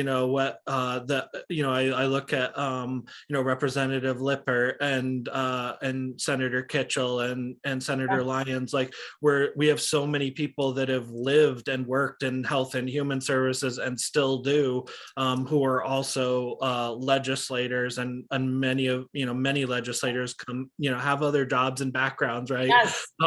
So in a way, it's some of the separation comes from this feeling that legislators are not us, are not, that we're not all the same, right? Yes. But can you talk about what it means to be a citizen legislature, and sort of what you see as your role in engaging with your constituents and stuff like that? Hopefully you get my question.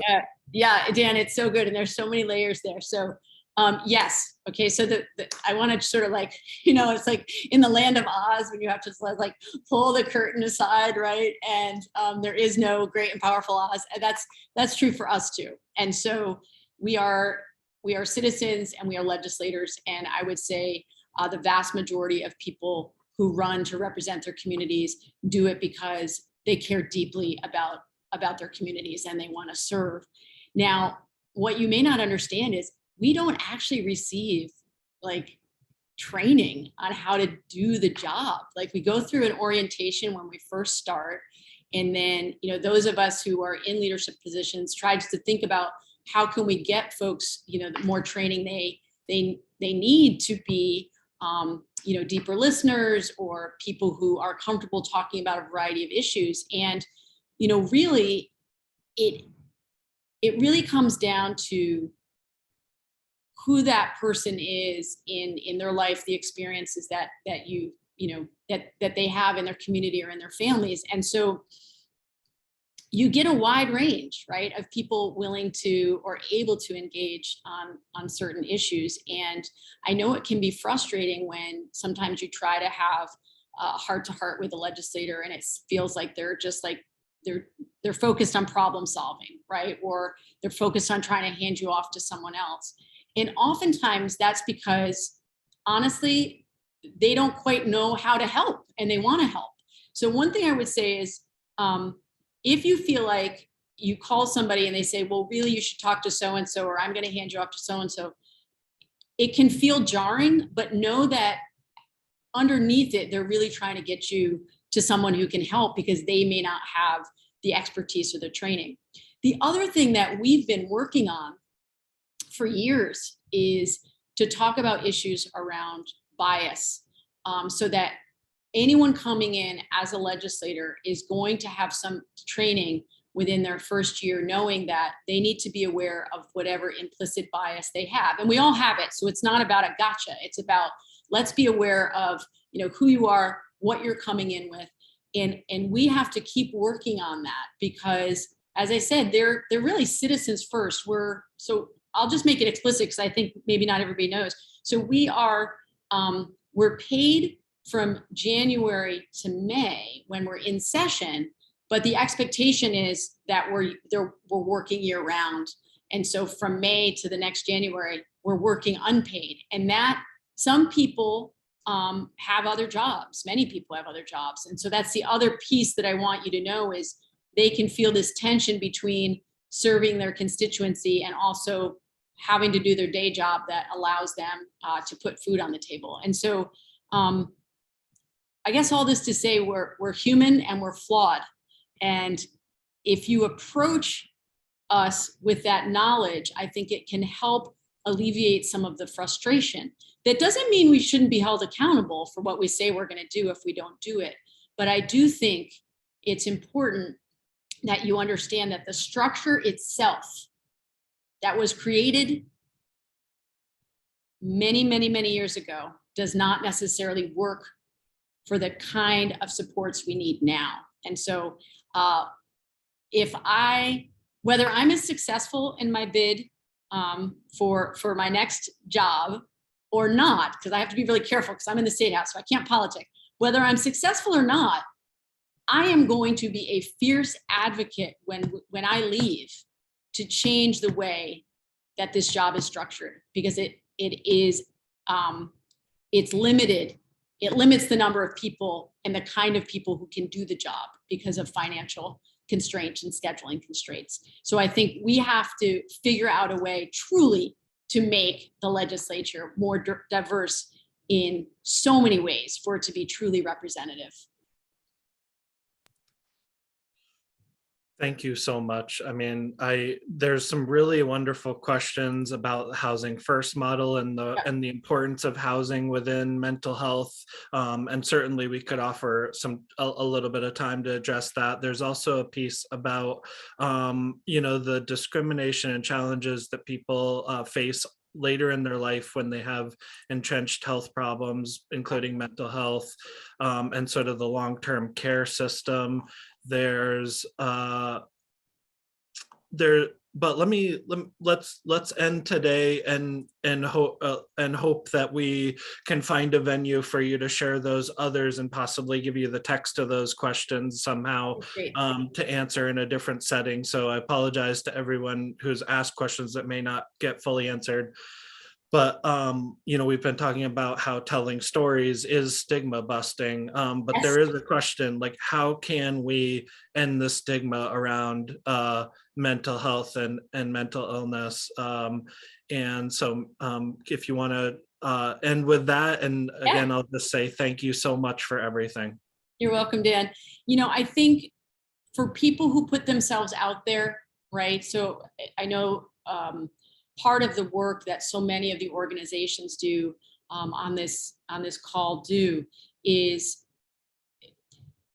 you have to acknowledge when people are being brave and courageous, and to them, but also to the community at large. I think so many people want permission to be able to show that they're complicated and complex people.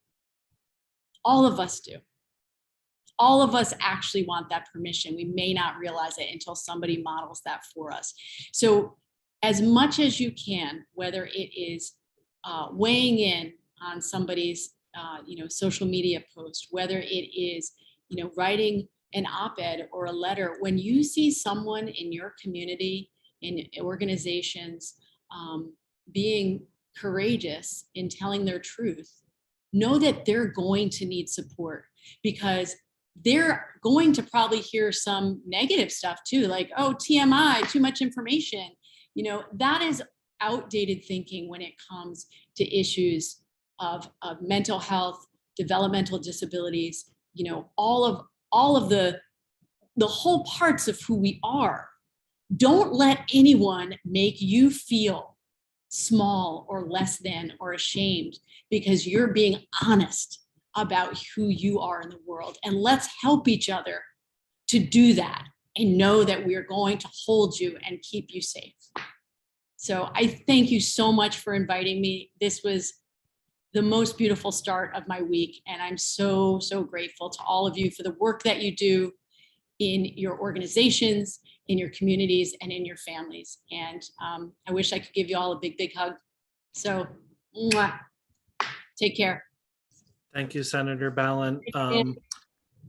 At this time, we're going to move to the awards section, and this is a really special time. And so I will turn it over for the first award to Julie Tessler.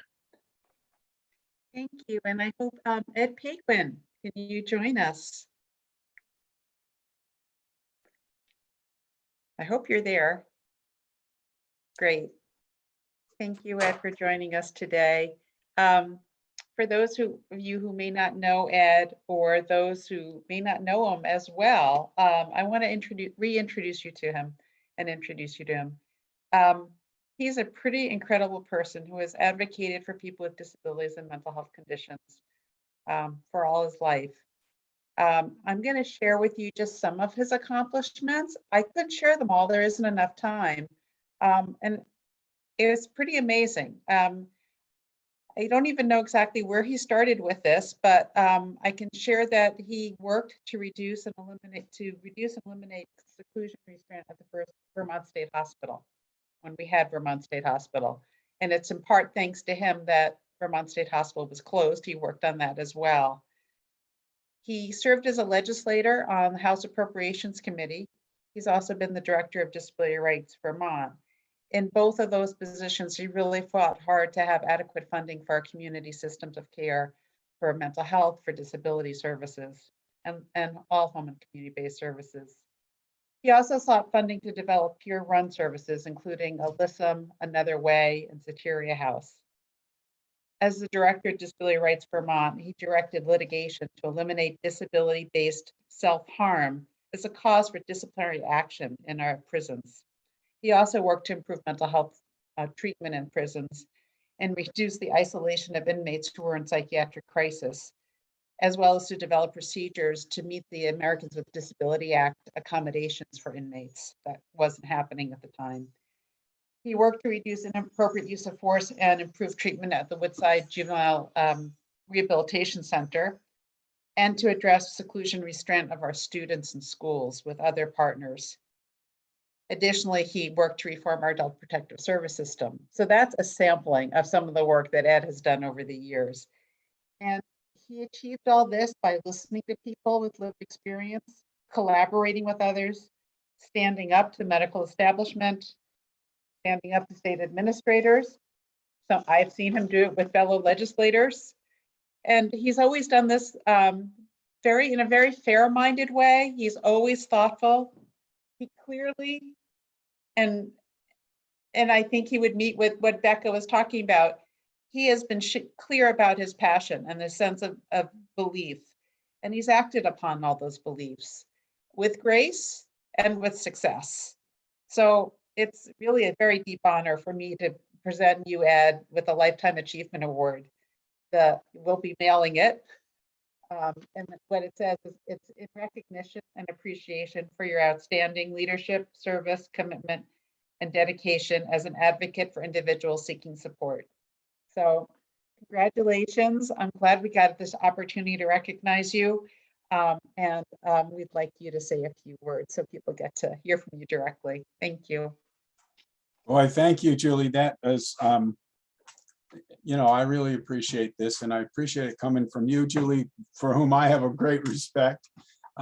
We've worked together over the years on these issues. I want to say it's really hard to say too much after listening to some of the heartfelt things that Becca put on the table and that your other speakers have this morning, from the governor right on through to the legislators, and especially Jane, who's going to make some decisions about where the money goes, which is an important issue that, I've always, I think at least had a little bit of the wisdom to know, boy, you got to follow the money, because that shows where the society's values are. I guess I will say one word about, or put in one pitch for people to think about. And we've talked about the stigma of mental health for many, many years. In some ways, I think we've made progress on there in opening up at least some segments of society to look at it, but we're still facing a wall. And so I think sometimes we need to turn away from looking directly at stigma and look at our civil rights. That's where my efforts have been through the years. And I really think we have to ask ourselves, as a society, what do we want the rights of our citizens to be, whether it be to treatment for their crises, treatment for their ongoing difficulties, or what do we want our right to live in a society that has some level of equity across the board? And I think sometimes we have to take our emphasis and just get hard-nosed about it and say, we've got to fight for our rights, and not necessarily worry about what other people think. That doesn't mean as far as influencing legislators, we have to influence them with our stories, because they have to understand who we are as human beings. And I think other people have said that really well. So I'll leave it at that. I really appreciate this, and don't quite know a way to say thank you as well as I should. But there are people on this panel, there are people in the audience who day to day do incredible work for the state of Vermont, regardless of whether we're people with disabilities or not, because it's all about making this a better community across the board. So thank you very much, folks. Thank you. Thanks for sharing that wisdom with us, Ed. We really appreciate having you here. I'm going to now turn it back to Daniel, who is going to introduce our second awardee. Thank you. Peter Mallory, if you can join me. Before we go into this, following this award, we are going to take a break until 12:30, a lunch break. Please stay signed in and stay on. There is going to be a slideshow before we reconvene for our personal stories. It's great to see you, Peter. It's our honor to present the Next Lifetime Achievement Award to Peter Mallory, a friend and mentor to many and a true champion and advocate for the mental health and addiction recovery communities.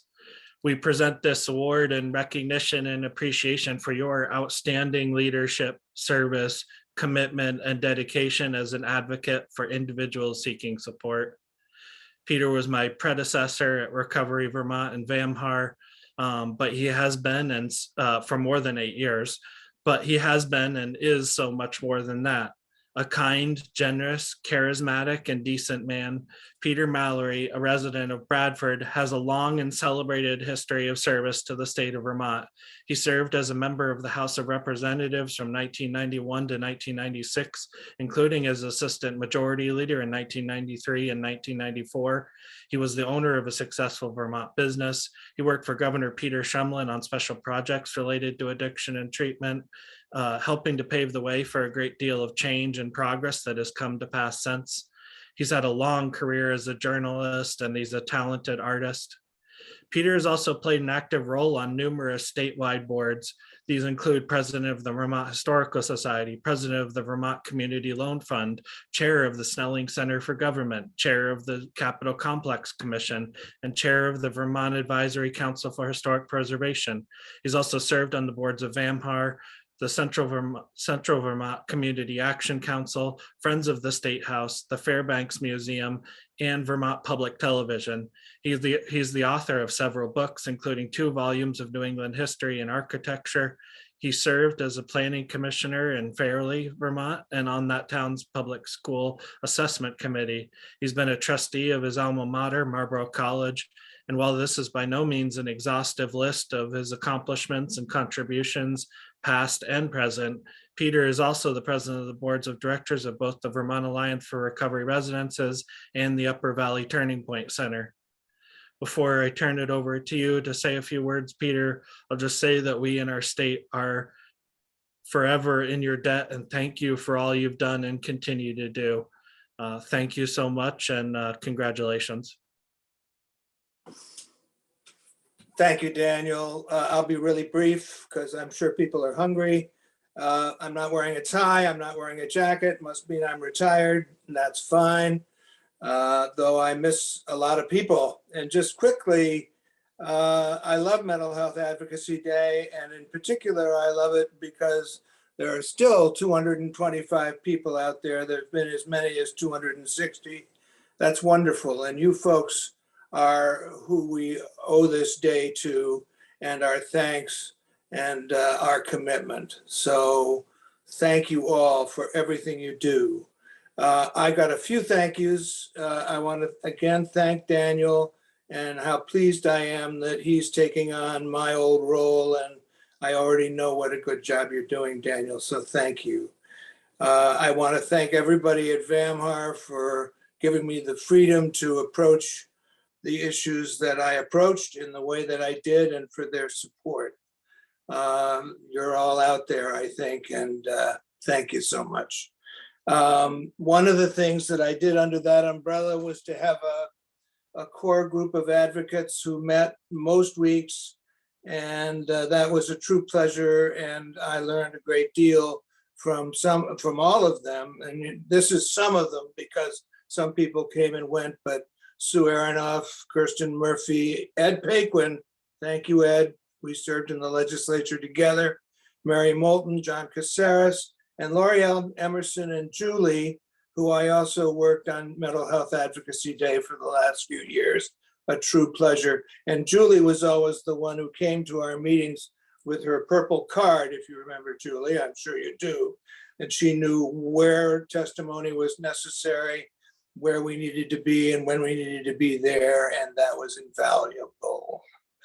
I want to just say a word quickly about what we heard from Representative Lippert and Senator Ballant. And an aside is last year, when I was putting together a panel that involved the senator, I still didn't know whether it was int or ent.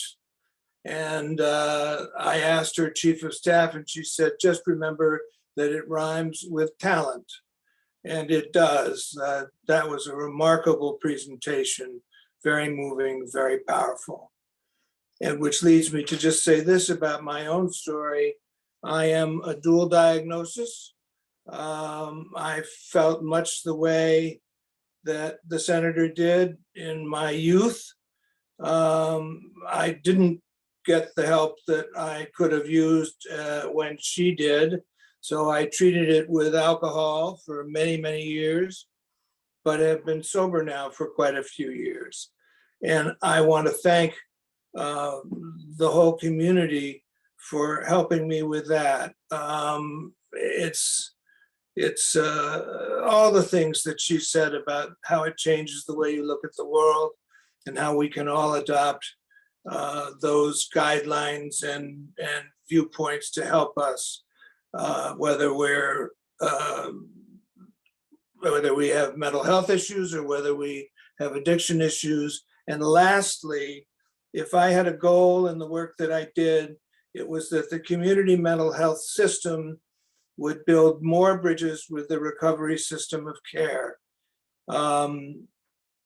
It's a relationship that we need to foster, nurture, and do more and more creative things with.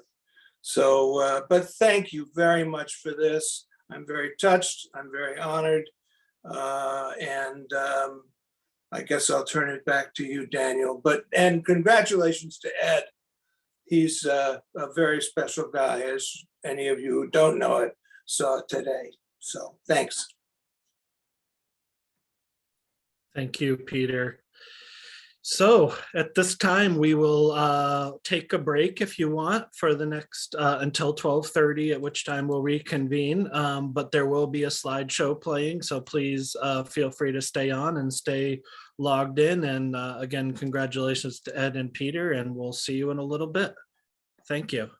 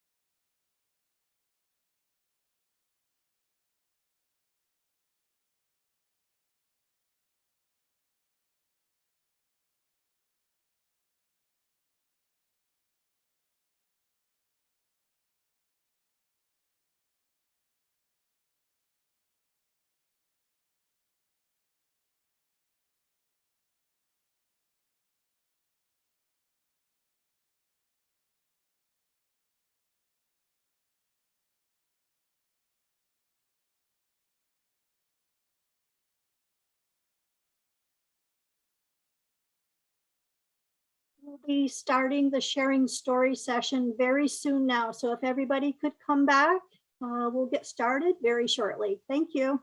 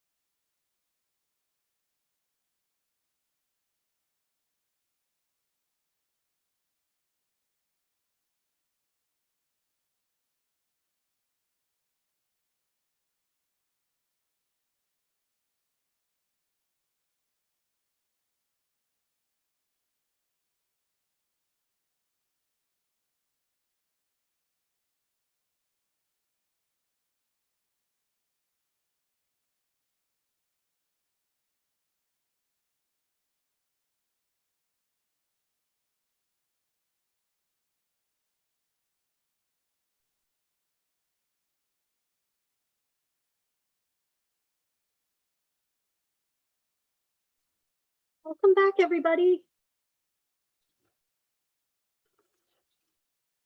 Sharing our stories is one of the highlights of the day. People are here to speak their truth. Some stories may be emotionally difficult to hear, and we ask that you take care of yourself as you need to. So in the chat are several different resources if you need them to be able to call somebody. And we ask that you keep your story to less than 3 minutes to allow all people who have registered for this session an opportunity to share their story. So I would like to ask everybody, if you are lined up as a panelist to share your story, please accept the invitation. And everybody would just keep your video off for now. And when I call your name, I'll have you join and then you can share your story.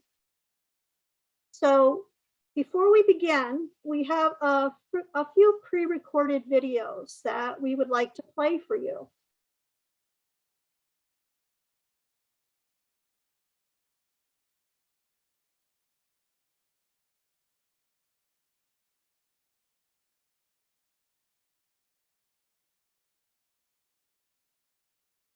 So I think we're just lining up the queue right now to get those videos all set to play. There we go. Disorder when I was 22 during my first inpatient psychiatric hospitalization. I say diagnosed because I've been experiencing harsh symptoms since my late teens, and they were brushed off by mental health professionals. Since that time, I have been hospitalized again many times due to the severity of the symptoms that I experience. My disorder causes me to have hallucinations, both visual and auditory. I also experience cycles of mania and depression lasting weeks to months. Due to these symptoms, I have struggled very much throughout my young adult life. Some periods of stability have allowed me to work and even gain an education. Although just shy of a bachelor's degree, I was forced to withdraw from higher education due to the severity of my symptoms. In my adult life, because of my condition, I have lived for 6 years homeless. I have spent 1 year in jail due to psychosis, and despite desperate attempts to get help, I ended up incarcerated. During every period of stability, I live in fear that my symptoms will return and take from me everything that I have gained. The pattern of my life has tended to follow this cycle. I come out of a crisis, am treated with medication, sometimes very harsh medication with very uncomfortable side effects. My providers stay in good contact and provide good support. However, inevitably, the support wanes and the medication begins to become ineffective. Soon, my symptoms return. The impending psychosis also returns, and I end up losing everything. I have lost everything 3 or 4 times in my life, and each time it's harder and harder to pick up the pieces. Fighting for care when in active crisis and symptomatic is very difficult, and without third-party intervention, often the energy is just not there. Today, I am experiencing some long-term stability. I'm choosing to share my story so that I can help others understand. My symptoms will be lifelong. There is no cure, only treatment. And without the treatment, my life is in ruin. Over the years, I have felt the sting of stigma associated with mental illness. I've experienced firsthand being dismissed by the greater medical community, leading to disastrous personal consequences. I have also seen rising awareness and a greater effort being made to help treat individuals. And that gives me hope. As a result of neglect, I spent most of my early 20s playing catch up. It was easy for both myself and providers to dismiss symptoms as psychosomatic with the lack of medical history and amount of recurrent trauma. As I took responsibility for my health, I actively began making changes toward a healthier lifestyle in hopes to eliminate the phantom symptoms. I got sober, went vegan, started therapy, and practiced healthy sleep hygiene. While there were many improvements in my life, I was still sick. I stopped taking no for an answer and learned the language it would take to communicate effectively. I stopped pushing myself into autopilot to get through appointments and began asking for accommodations, such as having a support person present and to not be touched. This did not always result in my medical needs being addressed and has often ended in the provider being too distracted by my unstructured manner and missing the key points I was there for. I've even had to walk out of appointments to preserve my well-being. One provider agreed I needed imaging, yet refused to order it without a physical exam after I disclosed I suffer from CPTSD from CSA and was not comfortable being touched unless medically necessary, which I did not agree it was. Allowing this vulnerability led me to my first hospitalization. There, I was minimally examined and over-medicated. I remember fighting with a doctor who was pushing me out without a safety plan in place because of my appeared high functioning. Leaving the facility, I was not able to care for myself, and an agreement was made with my family to surrender my apartment and car to be supported by them while I went through treatment. My family was not capable of supporting me, at times actively harming me and having conversations about taking guardianship over me. The facility I was being treated by had given me over 10 diagnoses without emotional support to process that I was not just an anxious, traumatized person. I had real health conditions that were actively destroying my life. Fearing my family would eventually surrender me to the state, claiming a danger to myself, I left. They would not participate in my treatment unless to attest to my deficits. They pushed sedative medication and eventually restricted access to the outside world. Since then, I've moved to a new state, endured homelessness, completed a certification program, built a team of competent providers, gained access to gate-kept healthcare, and am developing a company. I have several diagnoses that clearly indicate my symptoms have always had a source. Now knowing better how to manage my symptoms, I persist towards autonomy, inclusivity, and quality of life. Hi, I'm Hutch. My childhood was one that every child deserves. I was loved, cared for, and experienced a lot of joy. As a teenager, that joy came less often. High school was hard. This was the beginning of my mental health journey. My parents never knew of my real pain. I never knew of my real pain. The one place I felt safe was summer camp. I felt accepted and was able to be my full self without doubts. This was until my safe space became tainted. He was 19 and I was 15. I was seen by this man. I liked the attention I wasn't used to getting. Came back to camp drunk one night. We had the weekends off. I waited for his return, hoping to get some one-on-one connection. We laid together that night in our own cabin, away from the other counselors. That night, I not only received my first kiss, but also the first time fingers were pushed into my vagina. I had to continue to shove his hand away until he finally gave up. I didn't say a word, not wanting the man I liked to stop liking me. But it did hurt, and I'm not sure if he got that hint. The next morning, he shamed me. He knew he had messed up and told me not to tell anyone. It was my first kiss. All I wanted to do was share to the world how great it felt to finally experience this. But I listened. I kept it to myself. As I became older, I realized the trauma this man caused me, and it was part of what triggered my bipolar. This part of my story is important. This story needs to be told more often. This behavior wasn't okay and still affects me to this day. Since then, I have had quite a journey. I couldn't explain it, but I knew I was different from those around me. It felt crazy. The next time I reunited with my family, I was manic. I didn't know it then, but my parents noticed my behavior and began to worry. I had then come out to them about this childhood sexual trauma. We all cried together. In a little less than a year, I was diagnosed with bipolar. A part of me was happy knowing my inner feelings were validated. I began taking medication, but struggled with the idea, knowing I had to live this way for the rest of my life. I've skipped over many other manic situations and depressive episodes. Next was my drug use and abusing alcohol to self-heal. After my first suicidal thoughts, I knew it was time for a fresh start. While in a psych ward, I started taking medication properly. I also chose to quit abusing substances and became sober. 5 years later brings us to today. I'm now in therapy, regularly see my psychiatrist, attend meetings at a recovery center, and meet with a recovery coach weekly. I own a house and live happily with my dog, Onyx. I work for the Turning Point of Addison County as a recovery coach, as well as at a summer camp that has become my second home. It hasn't been easy, and I still experience hard times, but I'm healthy and mentally stable. I respect myself and see my worth.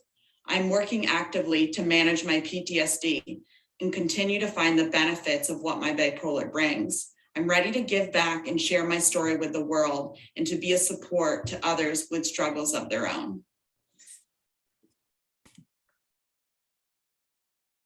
I want to thank you for the opportunity to share our family story as part of Mental Health Advocacy Day. I am an adoptive mother of a now 21-year-old son, born in Eastern Europe to a teen mother who chose to consume alcohol throughout her pregnancy. Her son was identified as a failure to thrive child who gained only a pound in the first 5 months of life, spent time in an orphanage in less than desirable conditions with multiple placements before joining our family at 3 years of age. Our son is a phenomenal human being, and when his mental health is stable, he is a hard worker, has a great sense of humor, and has a compassionate soul willing to help the underdog. However, he has struggled with mental health challenges since a preteen, received level 1 through 3 mental health services throughout his childhood from the state, and had access to the jobs program later in school.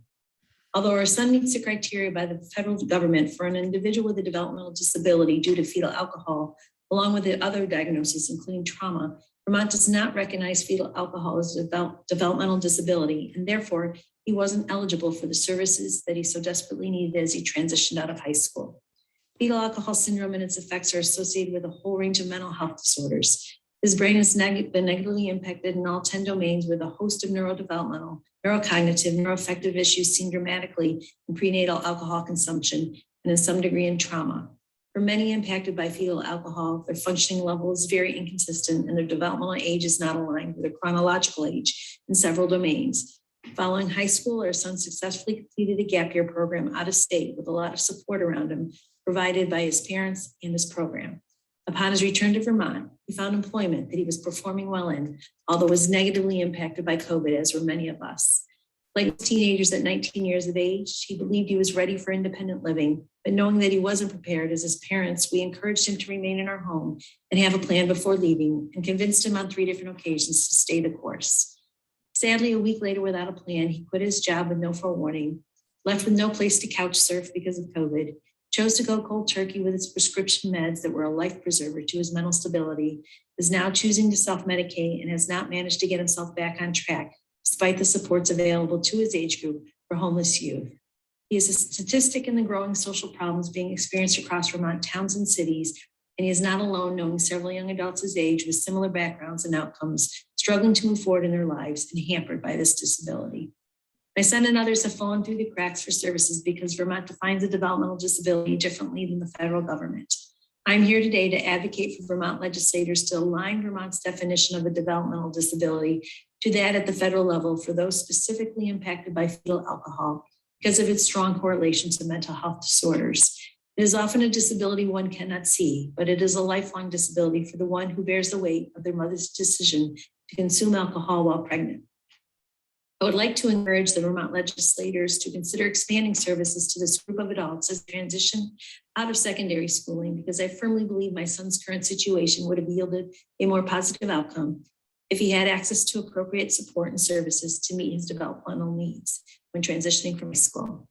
Thank you for your time and consideration.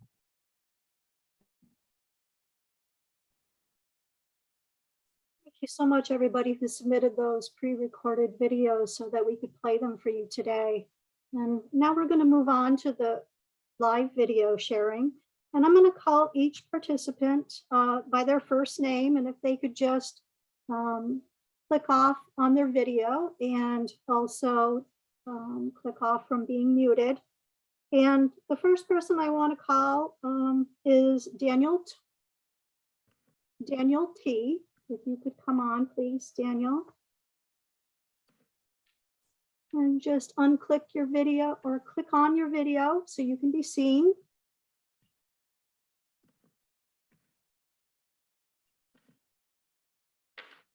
Hey, Dan. Hi, Lori. So I'll let you share with us. Okay, thank you, Lori.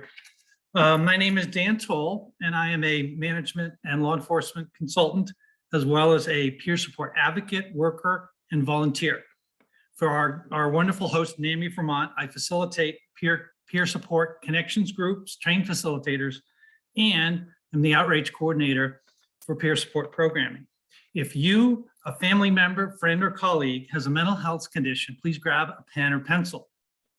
I'd urge you and encourage you to tell others to attend our online connections peer support groups, which are held Mondays at 7 p.m., first and third Tuesdays at 4 p.m., and Thursdays at 3 p.m. And all this information is available at the NAMI website.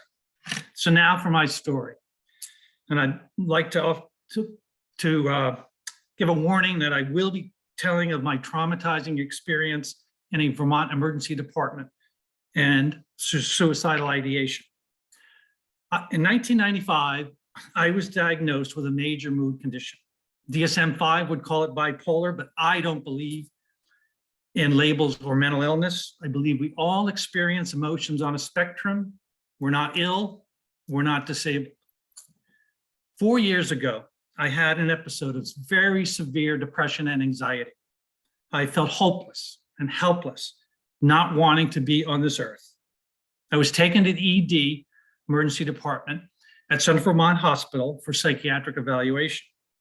After several hours in one of the perfectly comfortable rooms for non-mental health, physical health patients, I was led by a security guard and a mental health tech to the TCA, a locked holding cell designed to isolate individuals presenting with mental health conditions from hospital staff and normal patients.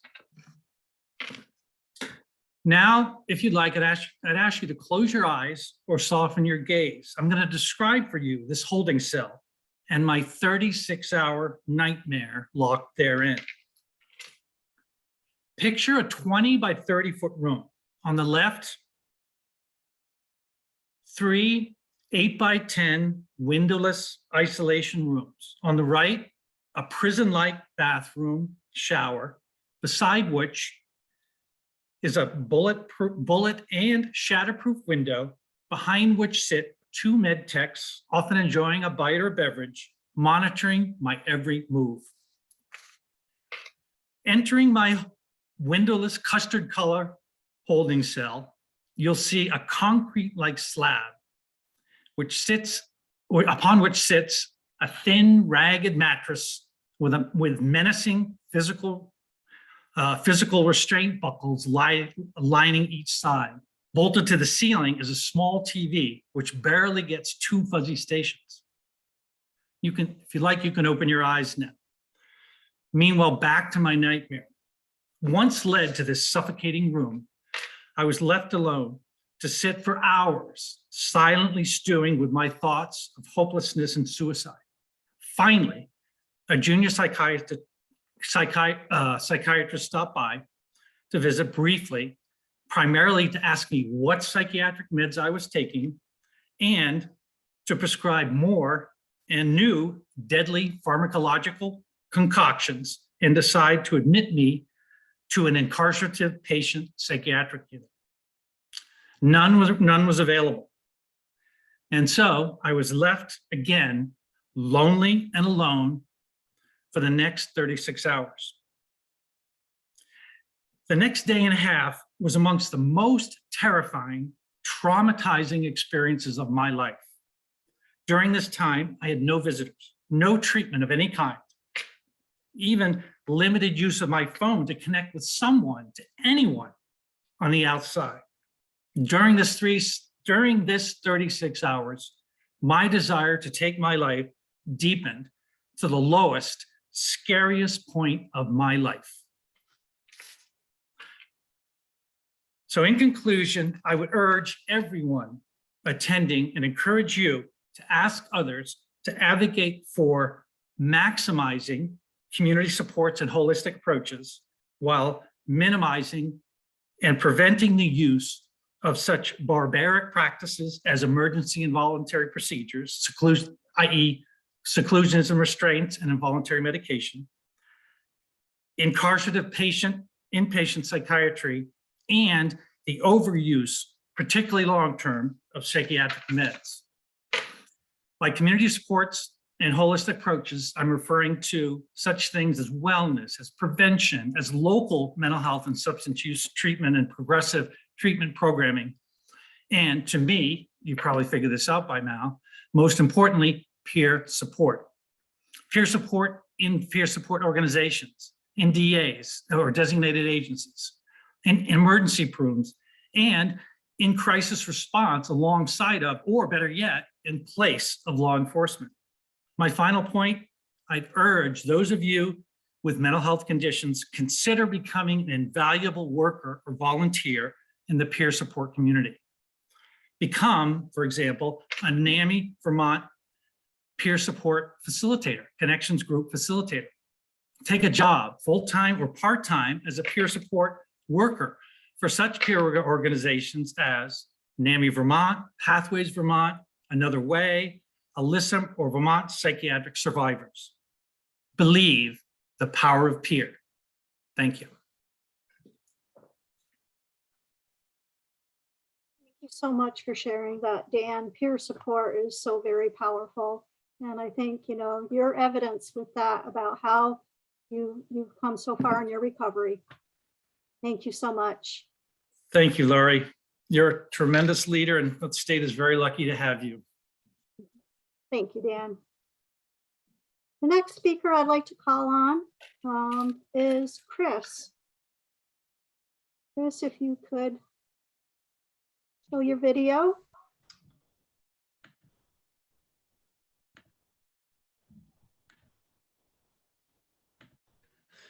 Hi, Chris. Thanks for being with us here today. Thanks so much for having me and for this privilege to speak. Absolutely. Please go right ahead. Okay. So I guess I'll jump into the personal experience story sharing that's happening here. For me, I had my first experience with mental health crisis right before the pandemic, which was just perfectly timed, and experienced a period in which I stopped sleeping for 5 days, lost my appetite, experienced what I define and describe as a psychosis and mania. But through that process, for me, was extremely fortunate to have a lot of supports in my life. I had friends and family and peers involved in my process from the beginning, and as a result, when traveling to the hospital and heading to the emergency room, had a peer and a family member with training in intentional peer support being there to help redirect me and show me that there were other options and other paths that could be taken. And as a result of that, I didn't end up experiencing hospitalization. I did end up experiencing some time engaging with psychiatric medication, and again, having connections to peers talking about their experiences with meds and options for getting off of meds. I've been off of psych meds for quite some time now. Now I work as the team lead for Pathways Vermont's Community Center in Burlington, providing peer support to folks in all sorts of different ways. And so I'm here today advocating for more peer support services and really for an increase to intentional peer support training being offered to more folks as well, especially family members of those, as just another way to engage with people, to break patterns that I see that can be coercive and having elements of power and control. But I've also heard a lot of talk today about this, how to end the stigma, and I'd really like to advocate for narratives that we tell about mental health to expand, and to see more stories that talk about mental health experiences and challenges, or even a crisis, that don't have to be about illness or about diagnosis. I want to see us acknowledge the capacity for anyone to get so overwhelmed by the realities of life that their behaviors can start to look like what someone else might call an illness. I really can't emphasize enough how much that has changed my experience, and being able to stay outside of a conversation of diagnosis, of a conversation of there's something wrong with me, rather than there's something I'm going through that is challenging, and being able to have that space made for me has made such a huge difference for me to be able to be where I'm at now, and be engaging in the ways that I get to. And I know that's not a privilege everyone has, and I don't take that lightly. So thank you. Thank you, Chris. I really appreciate you sharing your story. And, sharing our lived experience means so much that other people can learn from it. And now I'd like to welcome Carolyn. Carolyn, if you could come on your video.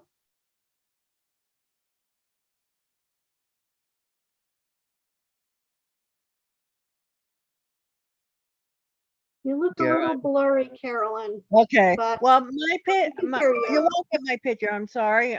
My camera doesn't work on my computer, I'm Okay. sorry. So why don't you So- share with us so we can hear you? Okay, I'm going to give you a quick outline of my history, a little bit, because I think I have quite a powerful story to tell. I grew up with mental illness. I've been diagnosed with schizophrenia, but in spite of this illness, I've learned that I can be successful. And the way I become successful is not what you call a normal route. First of all, I was discovered in school, a school teacher in my program. This was way back before 2010. So you can see how far back I go. And then the first thing I got involved with, believe it or not, I found myself at the Red Cross office building. And they were going through a change and things, but I decided to join the Red Cross and I wasn't feeling good. So, okay, I got involved and I started in the office because, you have to go through the background check and everything. So I got through that. Okay. And then I got involved with mental health. I was getting treatment through them all the way through. And I went into the recovery part and I learned a lot about mental health and peer support and stuff. And I really got involved in that and advocacy and as I go, different steps we go through. I'm going too fast, I'm sorry. Step one, that was my start, was volunteering. And learning skills and learning, okay. And then my mom was a great advocacy too, because she gave me an apartment when I was at the age where she thought people my age should be on their own. And that empowered me. I didn't realize until now how empowering that was. Because I was able to, and I didn't know, some people had this feeling, and of course we know now we think differently about mental illness than they did way back. There used to be that people thought that they couldn't say no to the system. Well, I never knew you couldn't say no to them. So, but I didn't think something was right. I'll tell them, no, I'm not going to do it because I wasn't afraid of losing the support because I knew my mom was downstairs and I had my own apartment. So, okay. And as time went on, then I decided, the first thing I did as a peer was help. Alyssa was just starting out. He was very, very starting. And I got a chance to take some trainings with them. And I went up to Alyssa and They didn't have any guests at that time, so I got to stay in one of those rooms, and they were so beautiful. And one of the things I said was very, very good and very therapeutic about that place, especially when you're in the early stage, and that's what they handle. A cow came over and licked the window. What's more therapeutic than that? At 3 o'clock in the morning, you hear this click, click, click, click. The cows come over and lick the windows. I mean, what can be more? And then the next day, the cows come. They got loose again, and they came over. And they knew the names of all these cows and things. So I thought, gee, what a therapeutic recovery place. And another time, I helped at Washington County Mental Health. They were terrific as far as I'm concerned. You know, the state house is right down the street from where their recovery center. We were always told, go down the state house, go down the state house and let your voice be heard if you're on that level, you know. Write your legislature. Oh, no. Well, you know, I went and saw the commissioner in a crisis. I wasn't feeling good. I went and I talked to the commissioner. So that's who I wanted to talk to. It was a peer issue. I can't even remember what it was. But it just showed my recovery was a strange one. I mean, I did things that you just wouldn't do. And now, even now, I'm 72 years old. I said, okay, I'm going to have to drop certain things. But what can I do? Well, I found I could see a big change in a different area that people really need. This is self-awareness and what we believe in. And I can see a growth in mental health outreach to the churches. I know some of you don't believe, and that's okay. I mean, I accept people believe or not believe. I don't care if you're Buddhist or what you are. But these different groups are beginning to realize mental illness, and they're beginning to see it as it is. And I'm just so happy to see this happening because I grew up in a church and they really didn't understand that. So they tried very hard, but they just didn't know. But now some of the trainings and things they're doing are the same things that I've done and the same thing I believe in. And even the mental health system is doing the same thing. The whole body's got to be in this wellness mood. And physical health also comes into this. And you can have physical issues mimic mental illness. And this is what the problem is. When you get mental and physical, okay, is it a mental issue or is it a physical issue?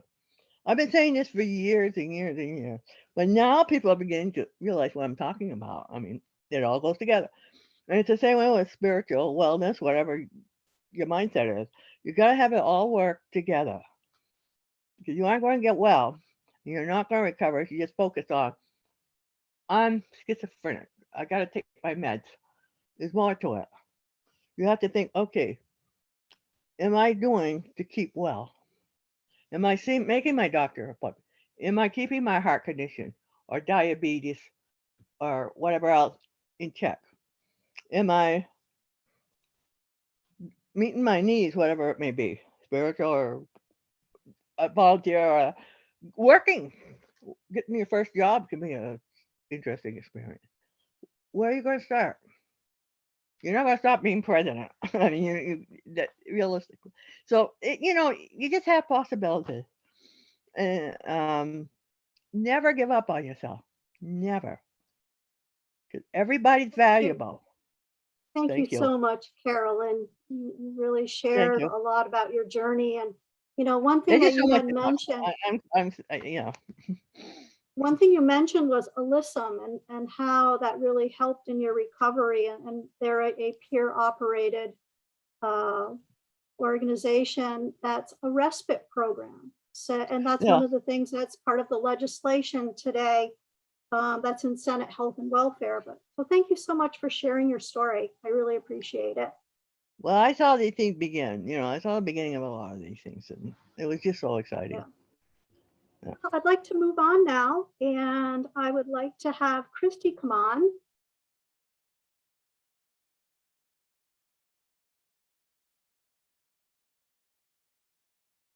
Are you there, Christy? Lori. Hi, welcome. Hey, everybody. we can't see you, but why don't you go ahead and share your story? Not sure if you can turn your video on.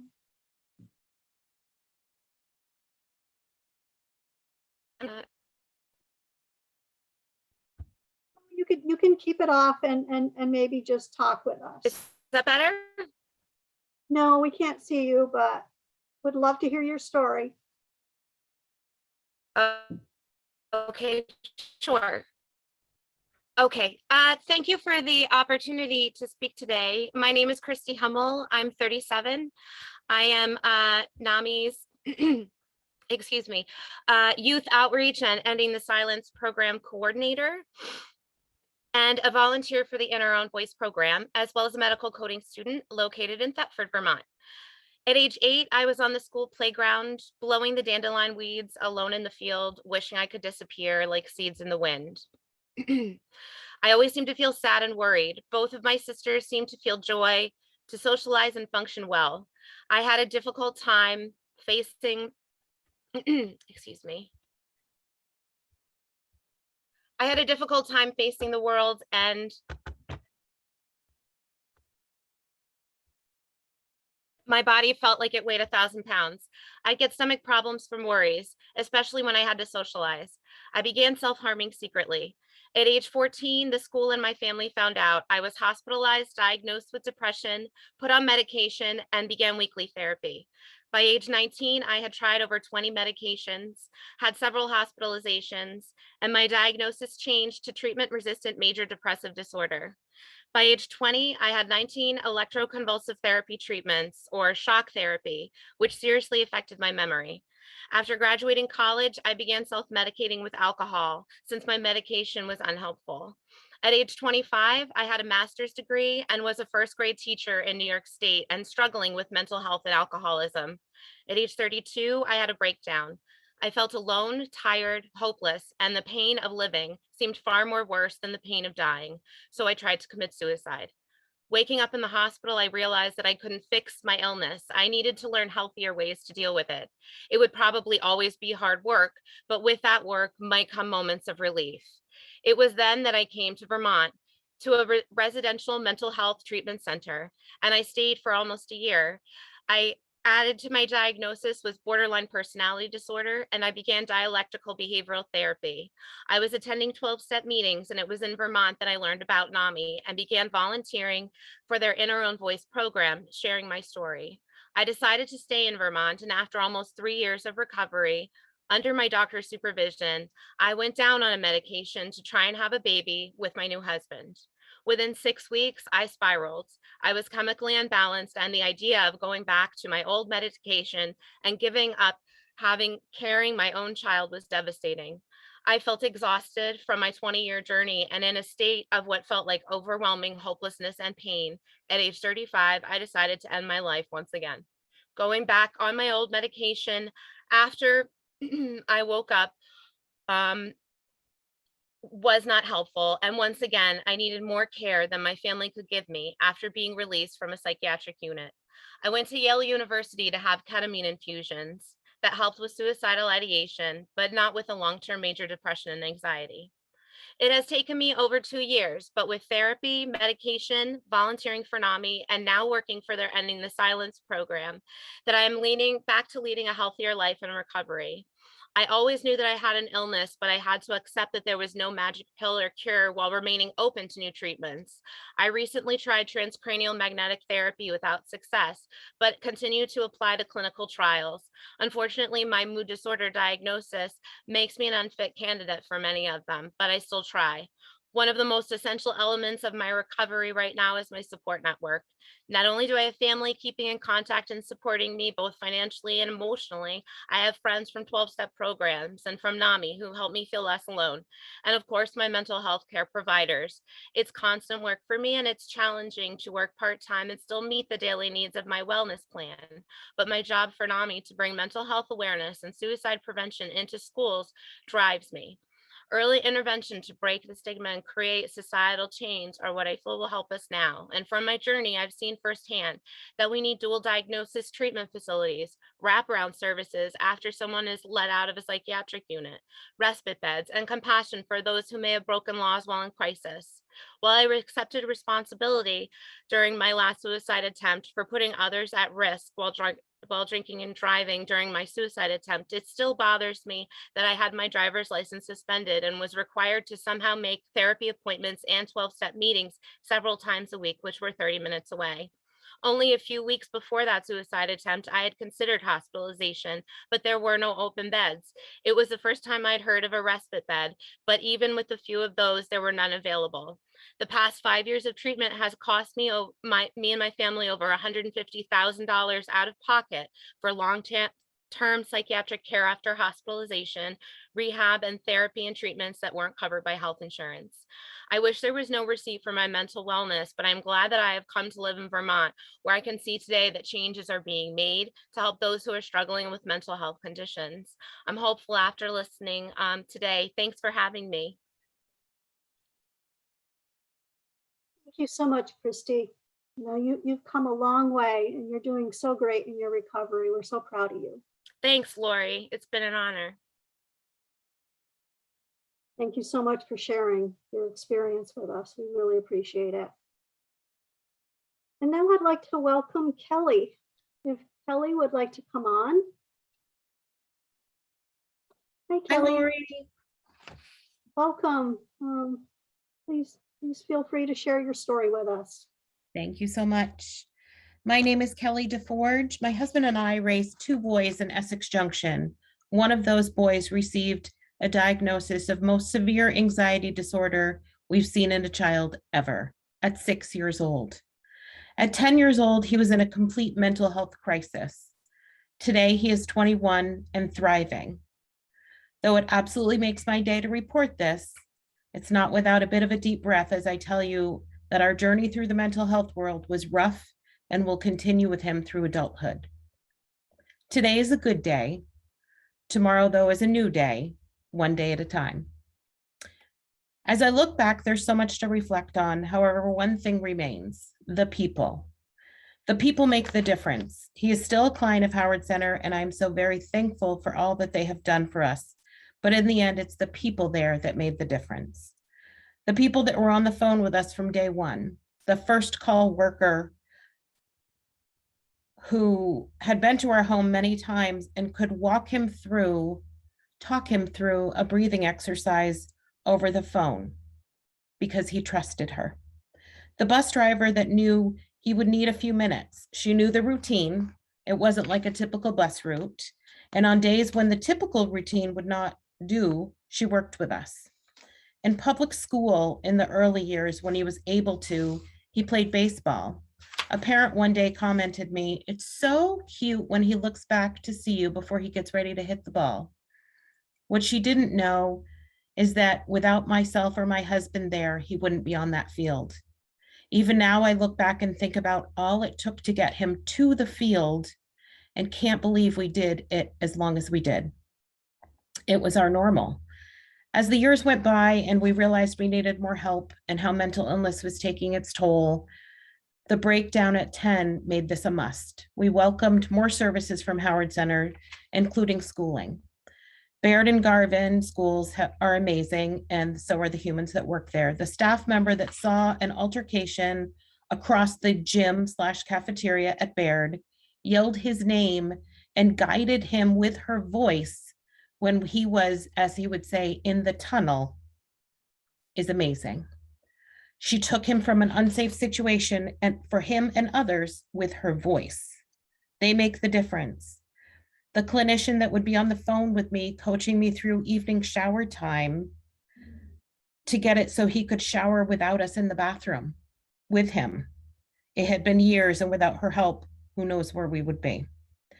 The intensive family-based services worker who visited our home several times a week for months after that mental health crisis at 10. And one evening, that's right, in the evening, because that's when they needed to be in our home, she sat next to me on the floor and told me that we were going to be okay. Help was there. The people make the difference. We need these people, and the ability to have consistency is key. I tell you all this because the workforce has always struggled. These folks have never been paid enough. Organizations like Howard Center have worked very hard to get to the level of compensation where it needs to be. The struggle really begins, though, with funding. It has been short for years, and we are now in crisis just finding bodies to work. Not to mention retaining these amazing workers. The governor put a 3% increase in the budget, which helps, but it's not enough to even keep up with inflation. We need more, and we need a commitment for the future. We need to keep the amazing workers that we have. Many of these folks are coming out of school with degrees necessary to do this work, debt piled up, and starting work in a field, making what they could make at the fast food shop on Main Street. We must do better. In conclusion, though we are thankful to have an increase in the budget, it is not nearly enough. We have been underfunded for years. We need to be able to attract new workers and have confidence that we will have the funding to retain them and pay them at least a livable wage. Thank you for listening.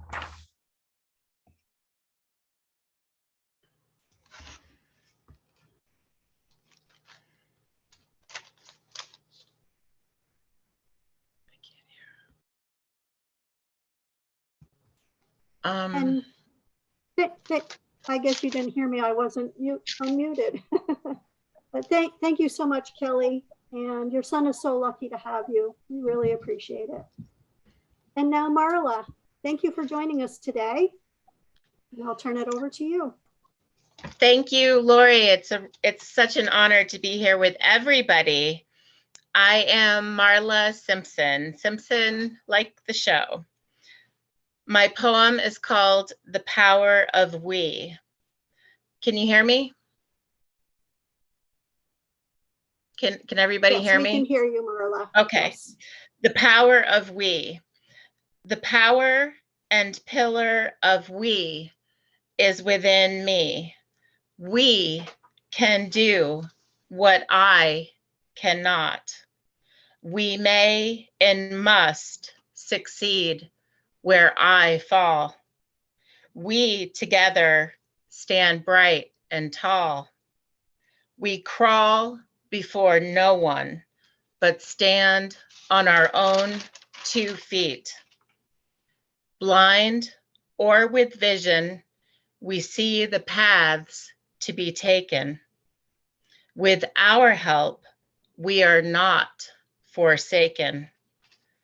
Just me alone can be a sad and dangerous place. With you, I can take heed I may face. This is not a one-person race. We walk together. We roll. We find it difficult to stroll within discrimination. Together, we do not shun. We rise like the shining Phoenix sun. We together have much more fun. Within me are the stories of zillions.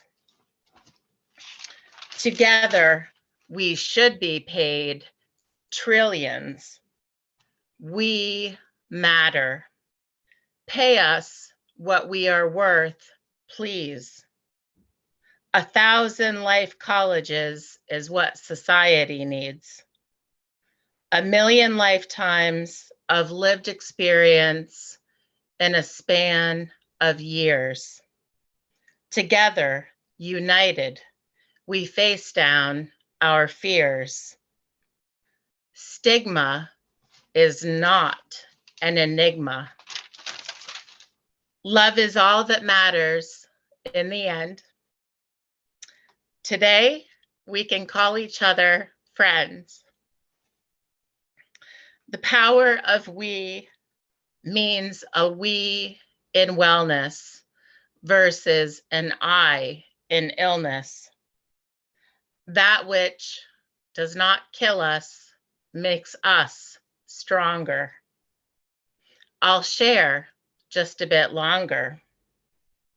We take part in order to have compassionate and golden hearts. The power of we is not a plea.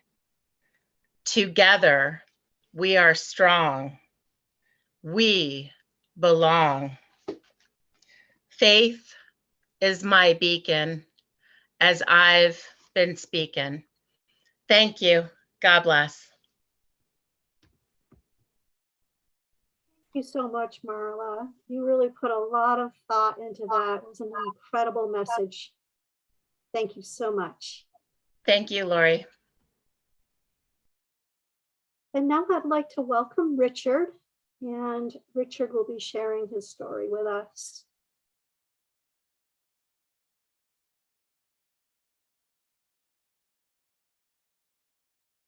Are you able to come on, Richard? Great, there you are. Welcome. We're excited to hear from you. We can't hear you. I think you're muted, or How about now? There you go. I'll turn it over to you now. I always knew when I was younger that I was different.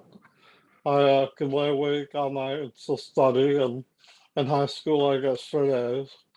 And then I had my first manic episode when I was about 19 or 20, and I was undiagnosed. And then in 1994, I was put on anxiety medication, which helped. And then in 1997, I had my first attempt. And then I had several hospitalizations in many hospitals. And then in 2000, I was diagnosed with manic depression. Then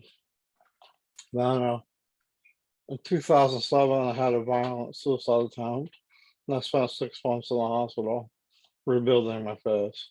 I have been through over 100 surgeries, and I'd like to thank UVA Medical Center for saving my life. I have now, after 11 years, I'm working, and I know how my attempt affected not only myself, but my family, my community, first responders, doctors, and nurses. They see a lot of things, and I'm sure they have trauma after so many events. I also know firsthand what it's like to go through an attempt or suicide. My son committed suicide in 2015. So now I know what my family felt like. But now, on a positive note, after 11 years, I'm working as a peer support specialist. I volunteer for NAMI with Mitzi Brockman and Their Own Voices. I want to tell my story to the Vermont Police Academy, Team 2, which I haven't done in a while because of the pandemic.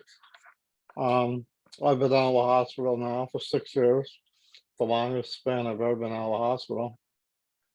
And I feel good. I'm on a new medication that's helped me for the last 6 years to stabilize me, and I really thank my doctor. And I see my psychotherapist once a week, and we've really done a lot of work that's made me a lot better. And that's all I have. So much, Richard. You've been through so much, and I'm so glad that you're doing well now.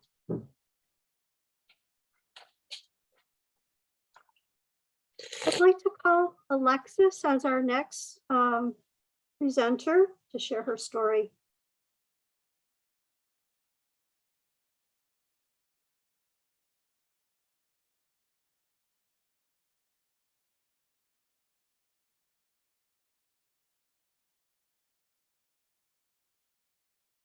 I don't think Alexis is here, so why don't we go on to Julie?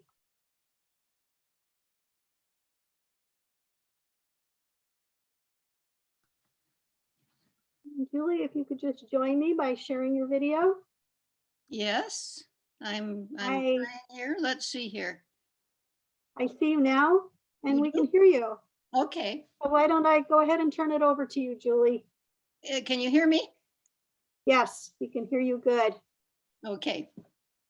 Well, I'm really honored to be among so many really courageous voices, and I'm hearing over and over again the importance of people.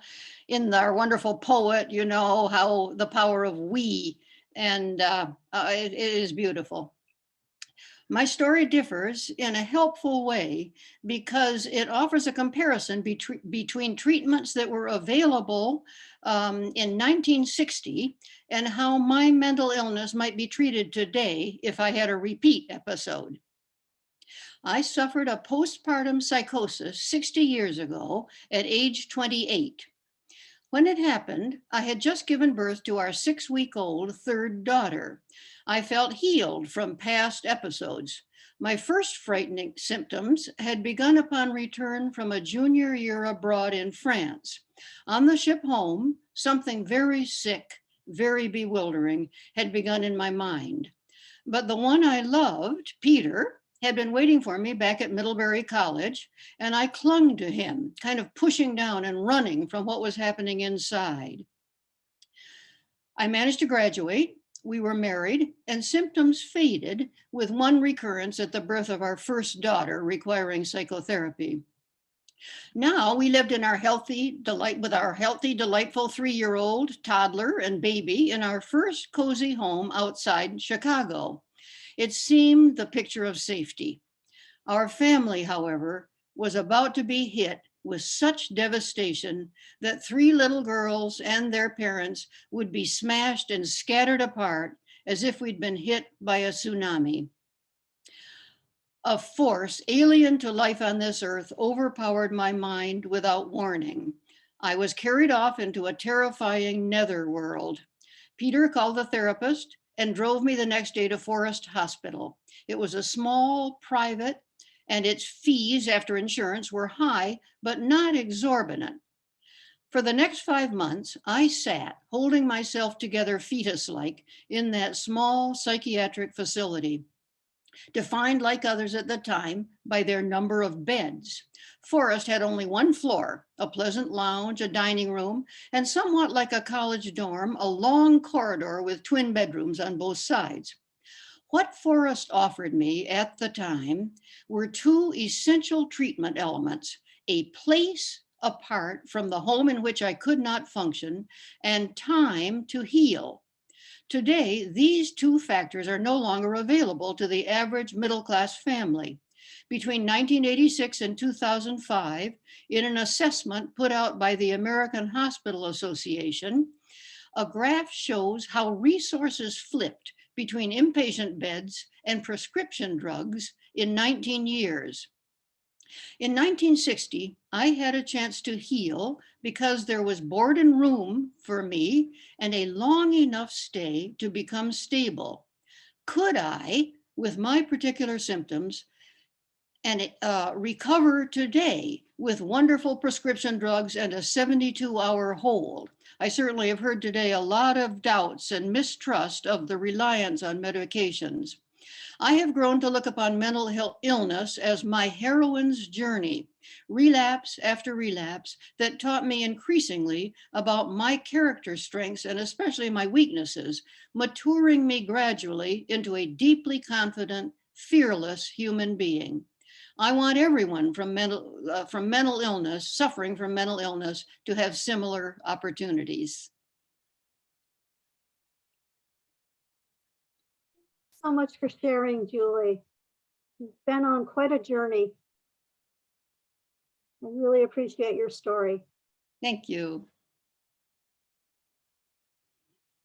And I'd like to try to have Alexis join us now. I know that she has been, we found her, and now that we can listen to her story.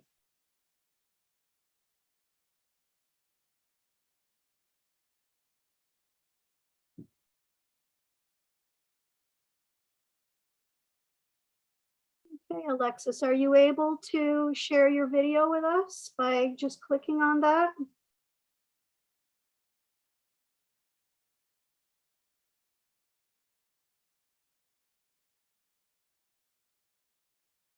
Let me see if we can help you here. Okay, I asked you to start your video. Will that work? There you go. And now if you could just click on the that button to unmute yourself in the very right, the bottom left-hand corner, you should be all set to go. So do you see in the very bottom left-hand corner on the panel? Okay, so you just want to click that. Let me see if we can get you here. Well, here we go. There you are. All right. All right. Thank you, Lori, for your patience. I've had the experience of that man that suffered horribly at the hands of ignorance. Having sat for hours with my hands handcuffed behind my back. But, and hospitals that I had to escape. But this is a tribute to the system. What has the pursuit of happiness have to do with governing a great nation? This is a modern tribute to that wisdom. I am in a minority. I am diagnosed with schizophrenia from 18 years of age, 50 years ago. My life was spent in wards and the streets. I was homeless, and with reason. I was very ill. Schizophrenia is not dangerous or pathological. It simply renders a person useless to himself, his family, and his community. At 18, I entered my first hospital, a private one of long duration, a full year mandatory that one stay in the course. What 18-year-old is going to listen to reason? The hospitalizations went on and on over 45 years, most of which after I had been refused by the good ones. Because of my lack of cooperation, were not so good. I finally wound up on a chronic ward of a state mental hospital for a full 2 years. I lived with 60 other mentally ill women for those years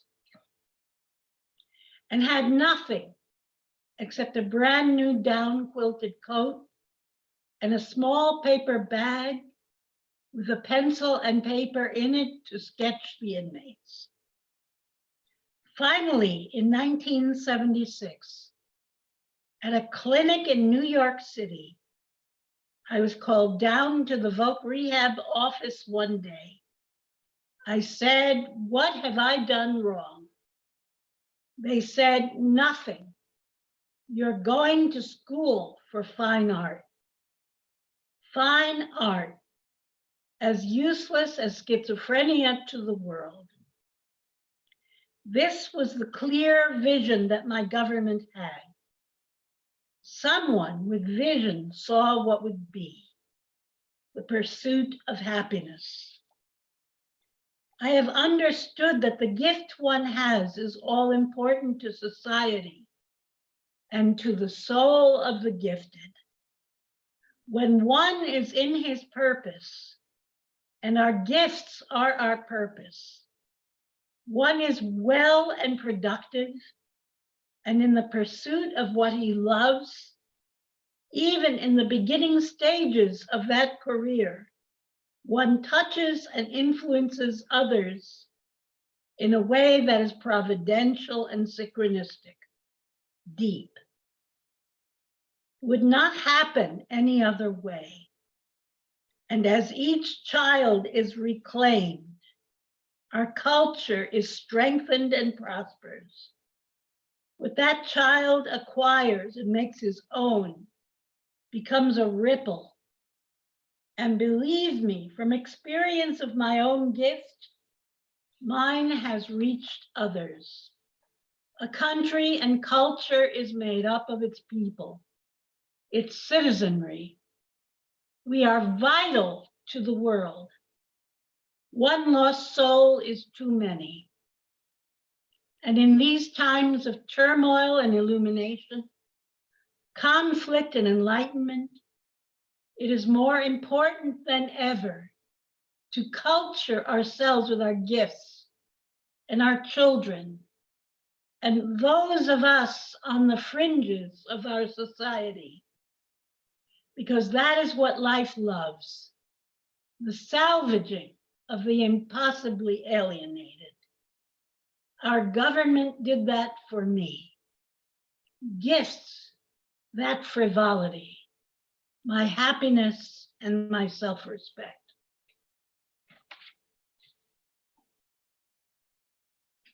Thank you so much, Alexis. You know, everybody has meaning, everybody has purpose, and everybody has a gift to offer. Thank you so much for sharing that in your story. Well, the thing is that the government facilitated that. You know, it was not just government, but people like Representative Balint, people like the people that gave talks before this. Absolutely. It's made up of humans, people. Thank you so very much. I'm going to be moving on to Lewis to share his story next. And if Lewis could join us.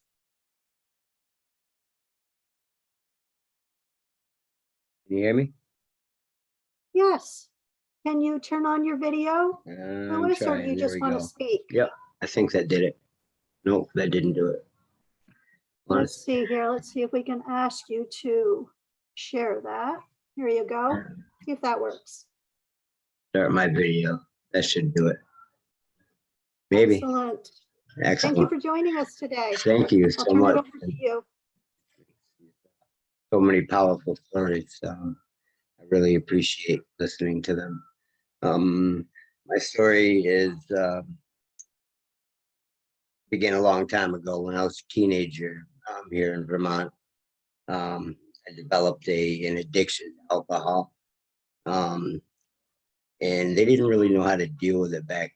I was put on hand abuse way back in the 80s as a kid. I don't know quite what that did to me to this day. But I was in court with that. And I just had such anger inside. And I just couldn't find a way to release it. And alcohol seemed to be the only thing that I could do to calm myself down. But that usually didn't work. And when the cops got tired of bringing me to jail, or bringing they would bring me to psych wards.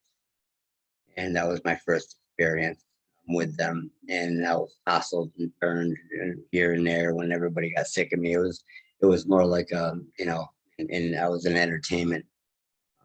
There was real no serious diagnosis for years, right up until really 4 years ago. My whole life's been in and out of one type of institution or another. Mental wards, rehabs, inpatients, the whole game.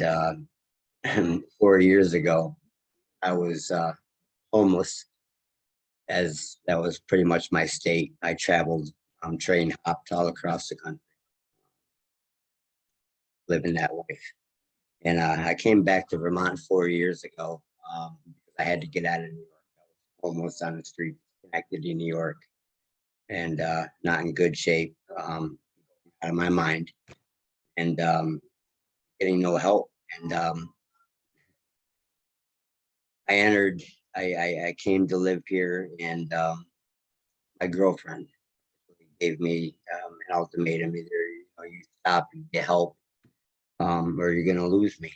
So I checked myself into Valley Vista, and that was the best thing that I could have done. But it wasn't Valley Vista that did it. There was something that in my core I knew had to change, and I needed help. And one thing I knew from being in so many rehabs and institutions is how to play the game, and I didn't want that again. I really wanted to know why I did it, why I was compelled, always compelled, driven, wanderlust and violence and just never settled. And I really wanted it. So I went in there with that determination to find out. As a matter of fact, I told them that I'm not leaving until I find it. And that set me on a journey that I'm living today. In just 4 years, I have become an ordained minister. I'm working a full-time job. I got my license.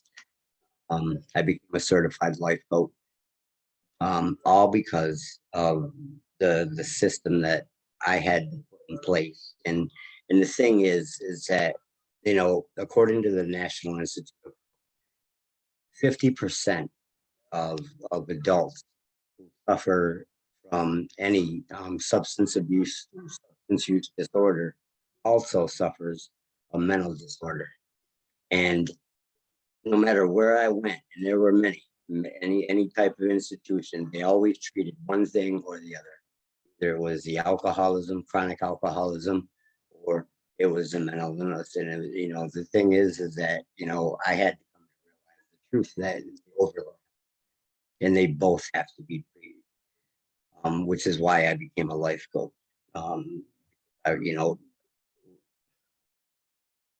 it's okay to know the symptoms of alcoholism and even your mental illness, but especially with the drugs and alcohol.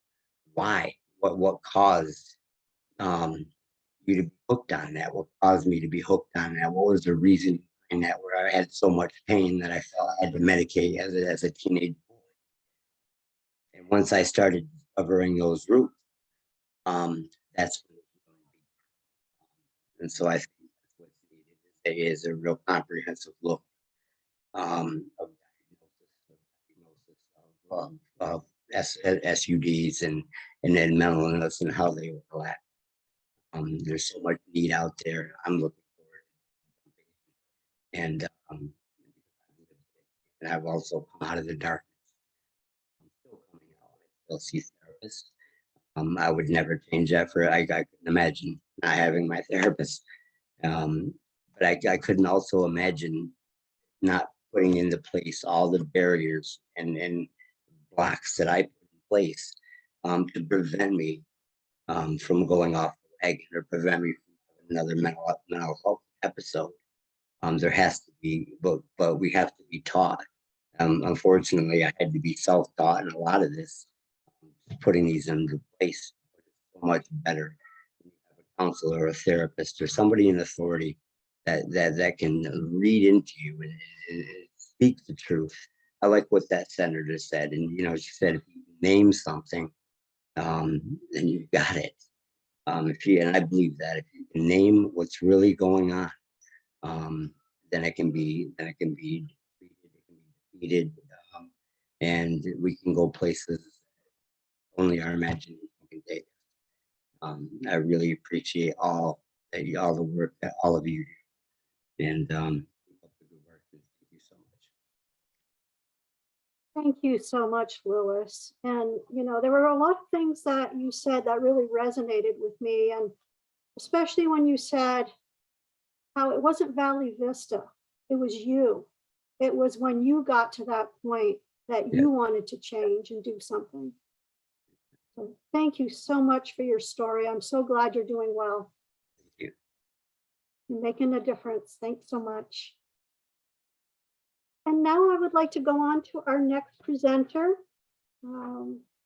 Marie, if you could come on.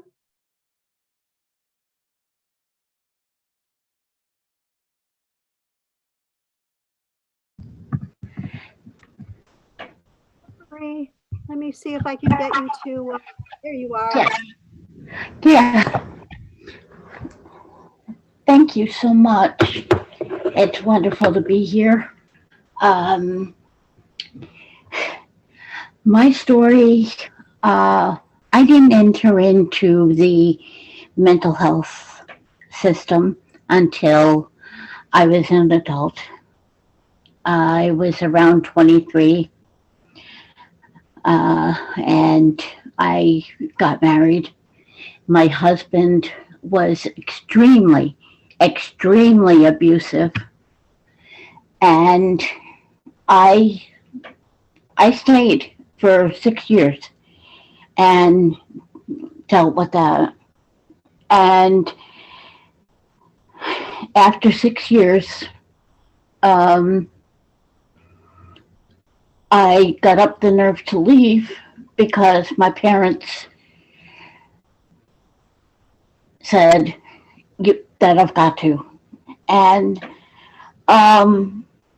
I actually left when my husband was sleeping because I knew that if I tried to leave when he was awake, I wouldn't get out of there alive. I have hearing loss because of him.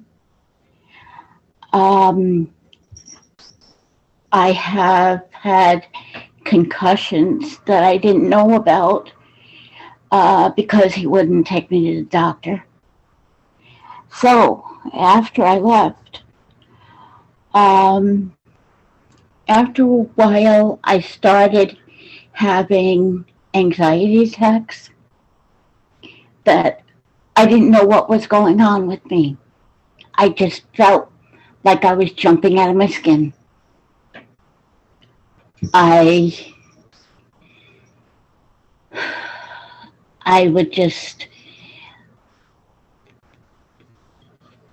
didn't know what was going on with me.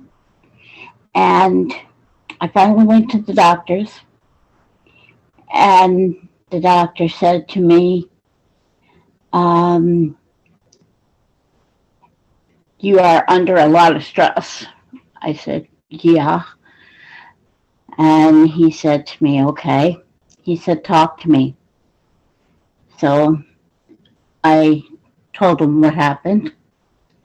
After some time, it took me a while, but I told him what happened. And he says, okay. He says, you've got what's called PTSD. Okay. I had heard of it, but I had heard of it for military mainly. But I said, okay, what can I do to fix it? He says, unfortunately, it's something that you're going to need to deal with the rest of your life. I said, yeah, I didn't like that idea. And he said, the depression and the anxiety, that's something you're going to have to deal with the rest of your life too.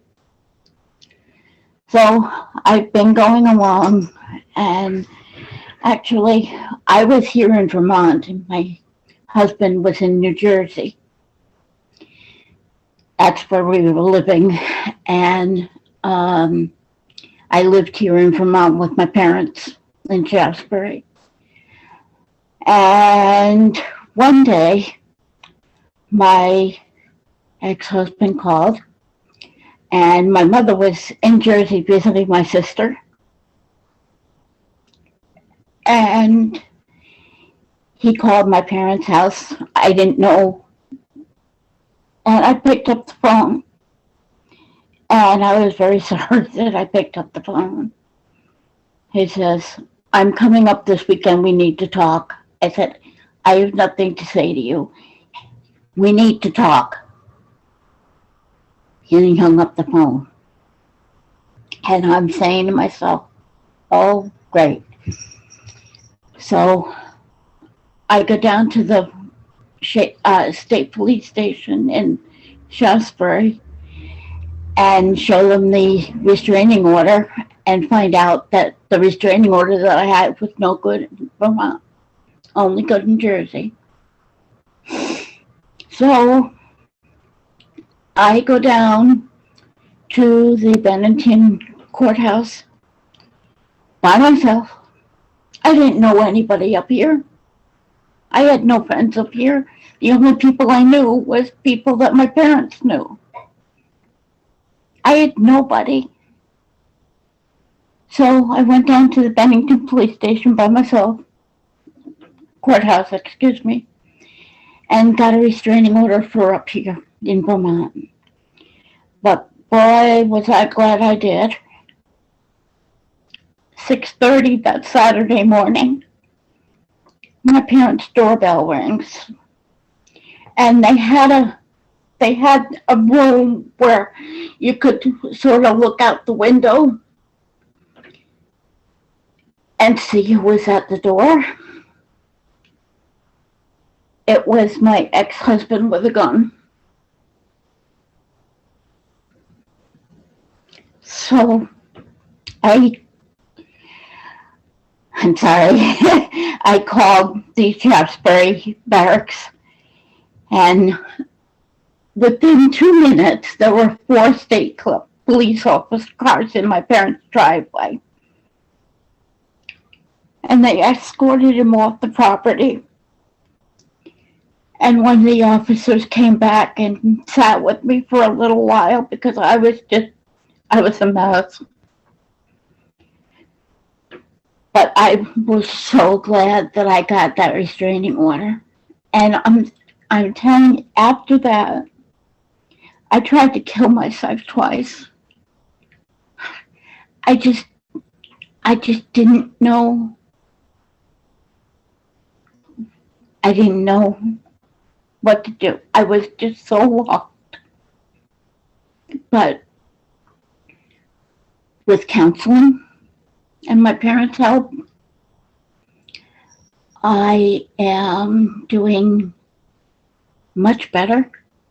I'm able to get to a point where I am able to, I'm at a point where I want to help other people that have been through trauma.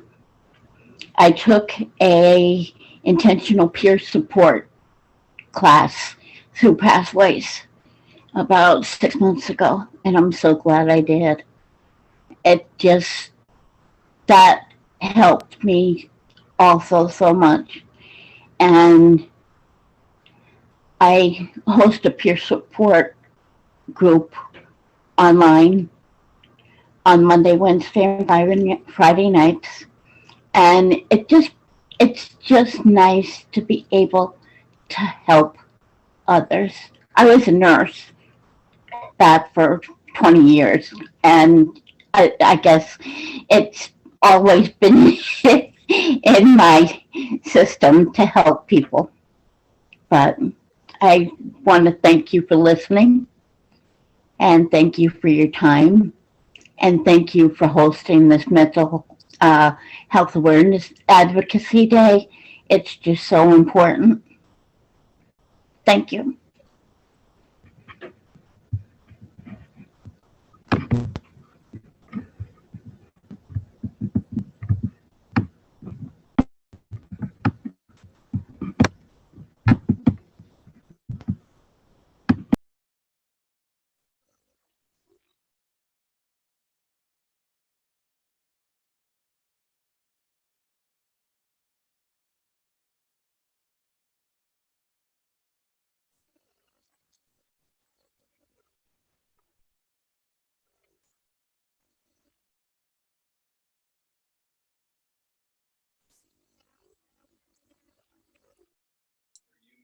Lori, you're muted.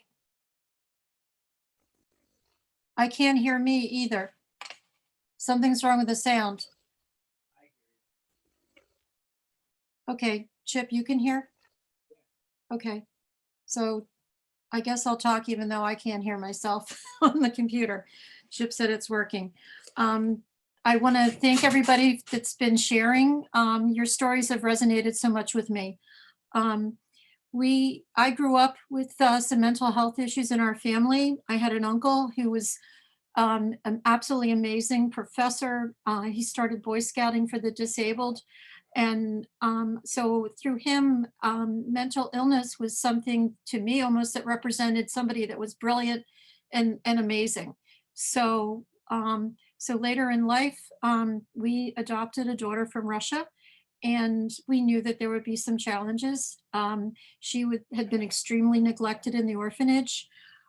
We So we worked with folks, great support with attachment disorder and things like that. And we had her involved. She's an amazing, amazing athlete in all kinds of sports. And we really thought we were on top of everything. Horseback riding, ice skating, you name it. As long as she had lots of activity, she did well in school. And we had no idea that we were just the beginning of the journey. As she got older, we started seeing symptoms, and so did she. Things were happening. She started developing episodes of depression, some serious times when it was very difficult and absolutely impossible for her to get to school. We finally got past that and got her to high school. We thought, once again, we're good to go. And next thing you know, things started going downhill. As many know, in your adolescence, that's when some of the more serious symptoms can manifest themselves. She started having mania, suicidality. We finally had a real serious episode where I had only left the house for a few minutes. She had figured out the combination to the lockbox of her meds, took all of her meds. Fortunately, she went outside and fell into the arms of our next door neighbor, who got her to the ER. We happened to be at a meeting at the hospital and heard over the speaker that we needed to come up there. And there she was. She was in the ICU, and it was very terrifying. She wound up at the retreat and had a very good experience back then, a number of years ago. It was like a family there. They were wonderful. I used to go and spend a lot of time at the retreat with her. And but the day came when they said, okay, well, we feel she's ready to go home. And we said, we do not feel we can keep her safe. We were quite convinced that we were not able to still keep her safe. And they kind of said, oh, I don't know. And then they said, well, there might be a bed at a fairly new place called Hilltop, a residence that's provided by HCRS. And they did have a place. And so many of the folks have been talking about peer support. Part of Hilltop is peer support. It's a group of young people. I think it's 7 total, I think still. And it's in a full-time residency where they have support groups. They do things together. They learn to cook. As time goes on, they learn to do things in the community. They become involved in other things. And it literally saved her life, literally. So I wish we had more programs like this. Plus, I wish we had more community supported housing, because I also work with a number of other young folks that have very difficult times and ER emergency room appointments and things. Fortunately, with the 2 years of residency, my daughter was able to go on to college. A few bumps and starts and things would happen, but she got her degree in psychology. She's now working on getting her master's and applying to programs to get her doctorate in psychology. So not only is she looking to give things back, but my husband and I have been able to also. We work with NAMI, and I'm a facilitator for classes with NAMI and REP. And I feel that both programs have helped save us and our family. And I'm very grateful for all the folks we have in Vermont that contribute to these organizations. So thank you very much. And I hope we can have continued support for all those things.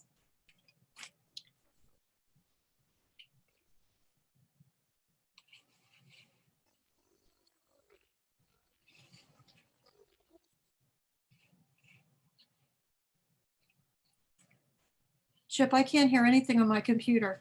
Why don't you mute and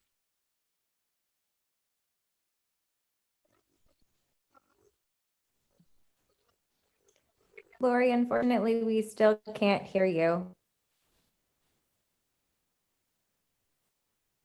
We still can't hear you. So maybe, I think we had one last speaker, and that was Brittany. So Brittany, if you wouldn't mind unmuting yourself and putting your video on, we'd love to hear from you.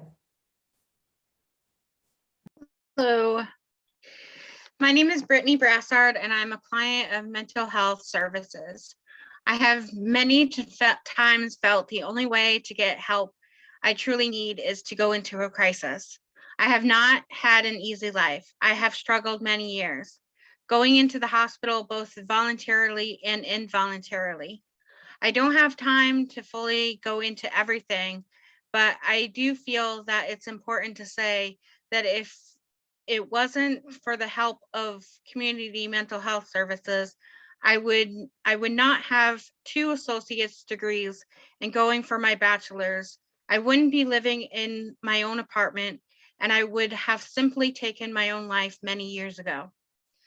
I have been told many times that many years ago, the state promised to have budget for more community-based mental health programs. And yet we are still struggling to find the sources to budget for the help to keep people like myself from going into crisis, to get the help they need. I want to ask and advocate to legislators to truly look at the pros and cons of increasing the mental health budget. I believe it will be more beneficial to have more funds in community mental health than to continue paying for hospitals and other crisis programs in the state. Thank you for your time.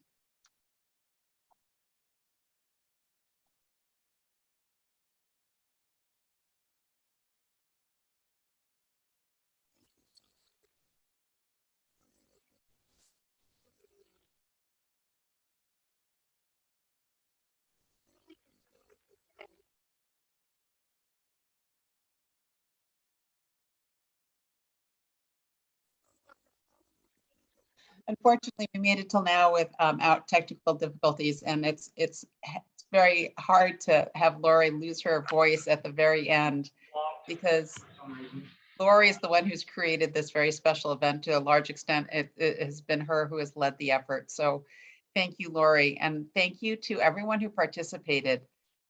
These stories have been very moving. Our keynote, again, was very moving.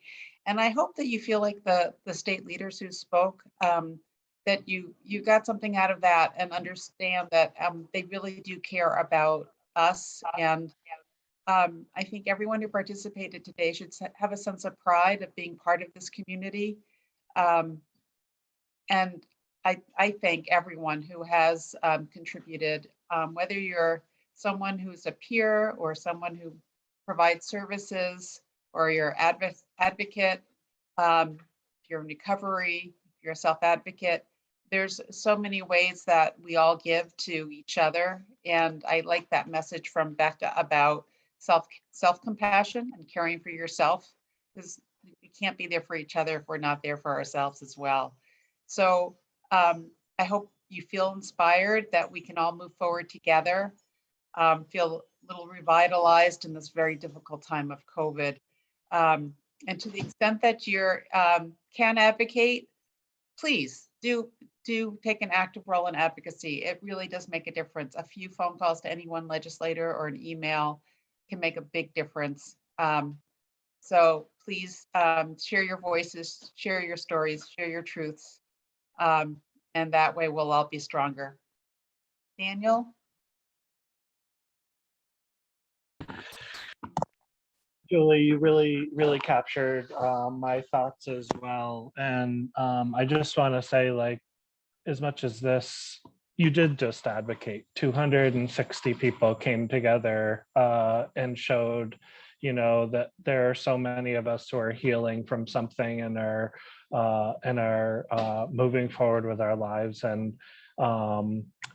that we're together, and that's a lot of voices and a lot of power, and a lot of, there were legislators who stayed on this whole time, but just know that, Julie and I and Lori and so many others, we're going to carry your stories with us, and the power of what you just shared with us. It takes incredible courage and resilience to to hear that, to say nothing of to speak it, to speak your truths and your stories. They were incredibly moving and incredibly powerful. And we're going to move forward together and help to improve our system of care, and try to continue to to move our state forward. So thank you everyone for your time today, for your stories, and for all you do. And remember, there's an evaluation link, so we can learn. We hopefully can learn to make this a better event by your evaluations and feedback. So please offer that to us. We'd greatly appreciate it.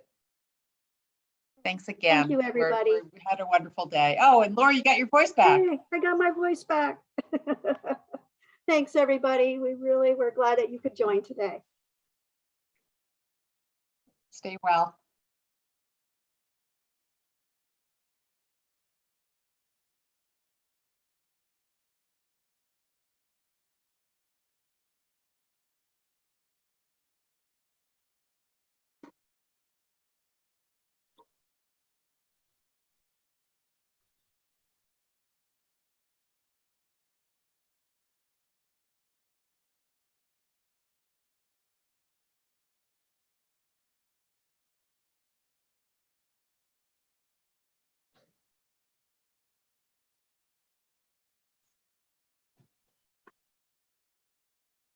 I think people have asked if this can be seen later, and it was recorded, so we will share that with all the attendees.